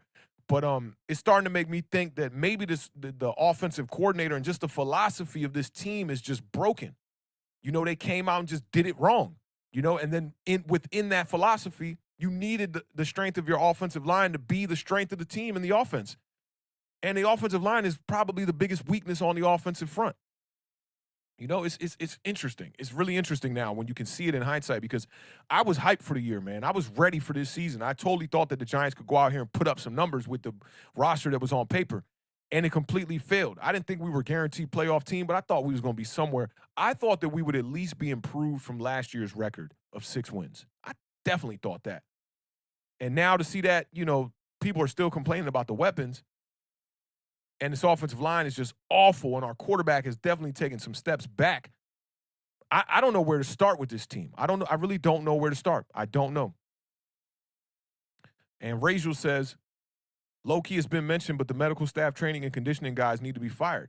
Yeah, it's like, you know, the conditioning and the medical staff is the kind of thing where it's like, how can you be doing that wrong? Like, the player feels good, he goes out there, he gets hurt. I just don't know. I just don't know, you know. And Miles says, I think people underestimate how much a good offensive line elevates your quarterback, wide receivers, and running backs. Yeah, that's super important. Super important. But, like, when you look at it with this team, even when the offensive line was doing well out there, the wide receivers didn't look well. The quarterback didn't look that well. Even when you look at that Saints game where a lot of people were like, oh, my God, Daniel Jones' numbers were crazy and everything was looking great. We were down by 11 points with 7 minutes left to go in that game. And they put up some great numbers in the end of that fourth quarter. There's been no consistency to this offense all year. Daniel Jones and all these other quarterbacks on this roster have not put together back-to-back games of multiple passing touchdowns for multiple games. It's crazy. That doesn't make any sense to me. And I just got to defer to the coaches, man. They're not developing these players. And I talked about this on an old Giant Overreaction a couple weeks back. Like, the philosophy of this offense, the routes that you get to running, I played wide receiver as well as quarterback, right? I got moved to wide receiver my last year on varsity. And when I played wide receiver, even when I played quarterback, I'll start at quarterback. I never liked throwing the comeback route. To me, it was one of the harder routes to throw in the NFL or at the quarterback position, not in the NFL, at the quarterback position. Comeback routes, I used to like the out route. The out route's an easy one to see. You know when it's open. You can throw that route. If it ain't open, you can just overthrow it out of bounds, live to play another down. But the comeback route was one of my worst routes to throw. And when I play wide receiver, my favorite route to run is the 7 route, the post corner route. Because I could do so much on the lead up to the route. I can make you think it's a post. I can make you think it's a comeback. I can make you think that it's out route. I can do so much, with the post corner route. And then once I get turning, I can keep all my momentum going up the field. I don't lose no stride. I don't lose no speed. When you run that comeback route, you got to go beeline as fast as you can to that 10-yard mark or to that 8-yard mark, wherever you're running it at, and hit the brakes just so on a dime to then get back to come back. Like my coaches used to always try to make me run that comeback route. And I'm like, no, I don't like this route. I'm not a fan of this route. It's never been one of my favorites. And I think that it yields wide receivers to get hurt quicker because now you got to rely on your explosivity and you got to stop on a dime, come back and make these catches. You're always contested. There's no perfect way to run the comeback route and be like completely wide open unless you sell that fade route like nobody's business, which that's going to be hard. You're going to have to get the cornerback to open up his hips, and while he's opening up his hips, you coming back to the quarterback and work your way back to the quarterback as he throws the ball. I just don't like the philosophy. I really don't. That post corner route is a beautiful route, man. And deep outs, I used to love the deep out because cornerbacks, once you get them to open up their hips after about 6-7 yards, they think you're going down the field. And when you could sell that with a deep out, like a 10-yard out, 12-yard out, Kurt Warner talked about doing the 18-yard out and comeback off the fade route as a last-ditch effort option for your quarterback when he goes through his progressions and he has nothing open. Because once you get down that far down the field and the cornerback open up his routes, there's no way he's going to be able to catch you on a deep, deep comeback or deep out route. But the Giants fail to do that, So I do think a lot of it has to do with the philosophy being broken. It's not just the talent that's out there. It's the philosophy being broken because you look at the Texans, man, they don't got a lot of wide receiver talent out there. They got Brandon Cooks, and he still manages to find his way in the end zone and getting yards. Miami Dolphins, to me, outside of Jalen Waddle, they struggle at the wide receiver position, but they still find ways. You even look at the Jacksonville Jaguars. Laquan Treadwell, who was considered a bust when he was drafted in the first round by the Minnesota Vikings, he's over there doing a little bit with the Jacksonville Jaguars, who are one of the worst teams in the NFL. So I don't know, man. If our talent at the weapons is flawed, then I've really got a bad eye for talent because I think you should be able to get it done with a guy like Kenny Galladay, Kadarius Toney, and Sterling Shepard. Granted, these guys all been hurt, so we could both chalk it up to injuries too, being that as well. Yeah, and look. This is a great point by Adam right here. The route comeback is supposed to be a setup route. You could take it all the way back to Odell Beckham. Odell Beckham used to run that. They would start the game every game in the Ben McAdoo offense. They knew Odell, when you put Odell in the slot, that we were trying to get down the field. So they would line up Odell in the slot at the beginning of games. He would run short routes in the slot for like the first 3-4 routes. And then Odell had that beautiful comeback route that he would run. He would run the comeback route where they would run something to influence the safety, the deep safety in the middle of the field. And Odell would run that comeback, and Eli would give him just that little shimmy, that little pump fake, and Odell would do a 180 spin and just get out of there and peel out to that seam route. Man, we scored on that play so many times because it comes to what Adam is saying here, that setup. You done set up that comeback route enough to the point now where corners are trying to jump on that comeback route. You spin out of that for that seam route, and you got yourself a big play or a touchdown. And the Giants have not been able to do that all year long. And I think, that Jason Garrett was trying to do that with the comeback route. He was trying to sell it and set it up. But, he never, the offensive line never gave them time to be able to do that and set up those deep routes because Daniel Jones never had the time to be able to get the ball down the field. And, yeah, Bubs is saying that the scheme is trash. The scheme is trash. That's one thing I will definitely never disagree with. Like, Jason Garrett came in here and he tried to run his philosophy and his scheme or whatever. Joe Judge went with it. The scheme is trash. There's no way we were going to win a lot of games, but I did expect us to win more games with this scheme. And Bub says, oh, man, I remember one comeback route Odell did Sherman so dirty when we played Seattle. Yo, I used to love seeing them run those comebacks early in the game because you just knew. You knew Odell was going to take that cap off the defense. And then with the ability to be able to run those slants and take slant routes to the house, my God, it was amazing. My man Zachary said, "Have a good authentic." I'm assuming he's talking about having a good day. Zach, be safe out there, brother. You know we're in the middle of a pandemic, man. Be good. I'll catch you hopefully tomorrow for the Giants recap and the Washington football team recap for the NFC East, man. Appreciate you pulling up, brother. And one more from Miles. He says, if you're being unbiased, most people will say DJ is just okay. But fans are funny because if the quarterback was someone they wanted to draft, that leash would be a lot longer. Bet Haskins would get less hate with same stats. I got to think about that for a little bit. Here's the thing about Haskins, and I got to just keep it funky with you on this. Black quarterbacks in the NFL don't have a long leash. And if Dwayne Haskins came into the league and he was turning the ball over like Daniel Jones was in 2019, I don't even think you would have been seeing him playing right now. You can't forget the Washington football team pretty much gave Dwayne Haskins one full season to start and said, we are done with this experiment. It's a wrap. So if I got to be like completely unbiased, and I don't know why, I'm not going to sit here and say, you know, the NFL is on some racist vibes or anything like that. But black quarterbacks don't get no leash like that. They don't get no 3-year leash. I also don't think that Dwayne Haskins would have been thrusted in to be a starter the way that Daniel Jones was in Eli Manning's last season after 2 games. I don't think that would have been the same either. And yeah, Haskins had those major character issues. Amazing guy brought that to my attention in the chat there. And I'm kind of putting those to the side and just looking at him under a microscope of just his play. The crazy part to me is Dwayne Haskins might be a better quarterback than Daniel Jones. I don't know. That verdict for me is not completely out yet. Dwayne Haskins, like, never looked great. You know, his accuracy was a major issue. The accuracy points would definitely go to Daniel Jones. But Dwayne Haskins didn't have that turnover issue that Daniel Jones had. I'm looking forward to seeing Dwayne Haskins get another chance. But that dude's got to get those character things under control because he's having the same problems in Pittsburgh that he had when he was with Washington. You know, I always tell my young people that I mentor, you know, as far as studio work and stuff like that, right? You want to be like a pet to that head coach, especially at the quarterback position. I wish that I could go back in time in my life because I was like too smart. I was too smart for my own good when I was younger, right? And when I played JV football and I played quarterback, the coaches didn't know the game plan or the playbook as well as I did. Like, I used to have to correct. I'll never forget this coach that we had coming there. His name was Coach Bosnick.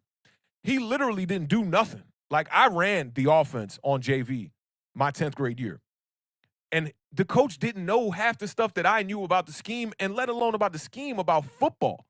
These guys were just leader of men. I was the guy who knew the X's and O's of where we were supposed to be. And I just think that, like, with Dwayne Haskins, you got to be like a puppy, man. Sit down. Look your coach in the eyes and just do what he says, bro.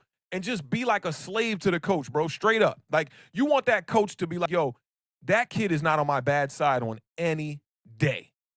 Like, not on any day. You know, and I wish I had that when I was younger because even though I knew the game plan better than my coach, I should have just been like, I was in my JV system, there was a quarterback controversy, so they played both of us. We had my homie Ajibade, who I grew up with, who was a running quarterback who was way tougher than me. He could do things in the option that I definitely couldn't do. Yes, a slave, Sebastian, yes. But he could do things that I couldn't do. But the coaches knew that I was the smarter quarterback and the one who had the more of the arm talent. And I could keep the offense, you know, under control. So we split snaps until I broke my collarbone. And then when I broke my collarbone, I rushed it back. I won the starting job. They were just like, we're going to go with Awthentik for the rest of the year after about week 4. I won the starting job, but then I broke my collarbone. So when I came back, we were rotating again. They went back to a rotating system to kind of like just get my feet wet. But I wish I would have just been one of them kids that was just like, yo, like, stare the coach in the eyes. Anything he asked to do it on the football field. That simple. And Dwayne Haskins, he's struggling from that. It's a young man mentality like that.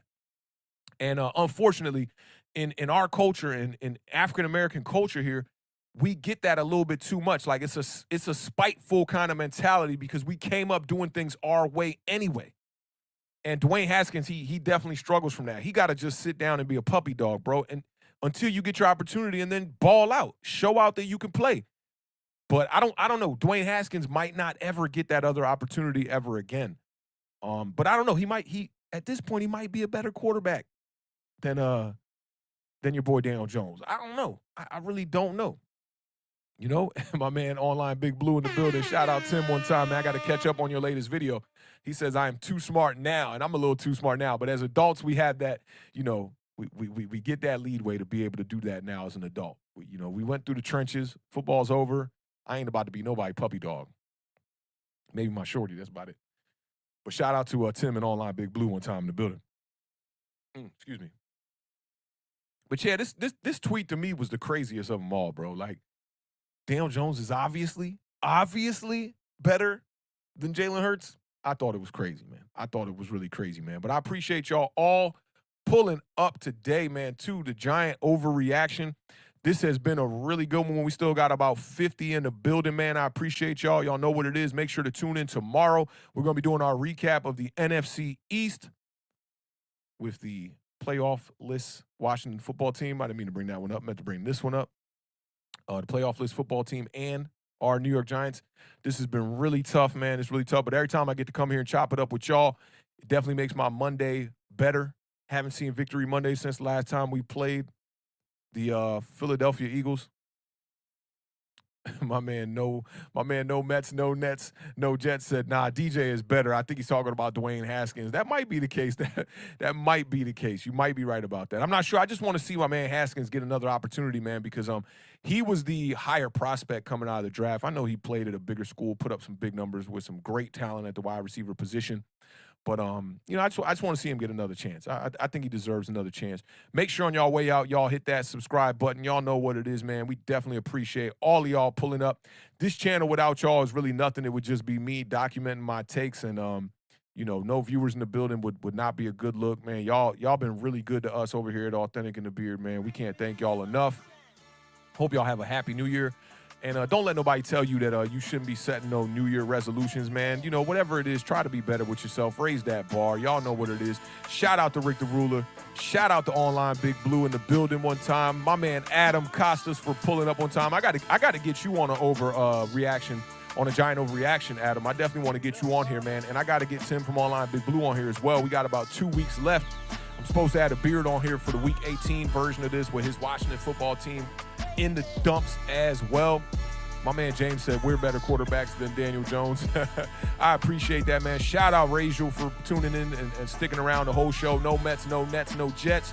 Appreciate you, my guy. Amazing guy. I appreciate you, man. You know what it is. Miles, I appreciate you. Kareem Yee, I appreciate you. El Gigante, Bubs, James in the building one time. Alex in the building. Who else is in the Oscar Unrated? Who else am I missing? Just want to get the last couple of people in here. Sank Zappa, you know what it is, man. All truth over here at Awthentik in the Beard, man. Appreciate y'all 1,000%. James, you stay safe too, my brother. Make sure to hit that subscribe button on your way out, man. We got that 5,000 goal, man. We trying to hit it. I know if the Giants was winning more games, we would have definitely hit these goals, but I'm going to continue, man, to bring y'all the fire content here, high quality, high production value, and, you know, just try to give you my realistic opinion on the New York Giants for the remainder of the season. And don't forget, man, during the playoffs, we're definitely going to be covering the entire playoffs and the Super Bowl. That should be very interesting, man. We're going to find a way to spice things up here on the channel, being that the New York Giants and the Washington football team will be eliminated from the playoffs. Shout out my guy, Nick DeWick. Y'all know what it is, man. Lucas in the building, man. Yeah, man, the Beard is still doing his preview show. Y'all know what it is, man. Awthentik in the Beard. The best division in football, the best television show not on TV, man. Help spread the word, man. Tell your friend to tell a friend, man. We got a good thing going on over here, man, and y'all know what it is here. Ain't nobody a fan of Awthentik in the Beard. It's all fam here, man. It's Giants Nation, Washington football team. We all in the building, man. We gonna suffer together, man. Y'all know what it is. So I will see y'all tomorrow, 7 p.m. Eastern Standard Time. Keep raising that bar, y'all. Keep living them dreams. Left side, strong side, till the death of these New York Giants, man. Y'all be good, man. Peace.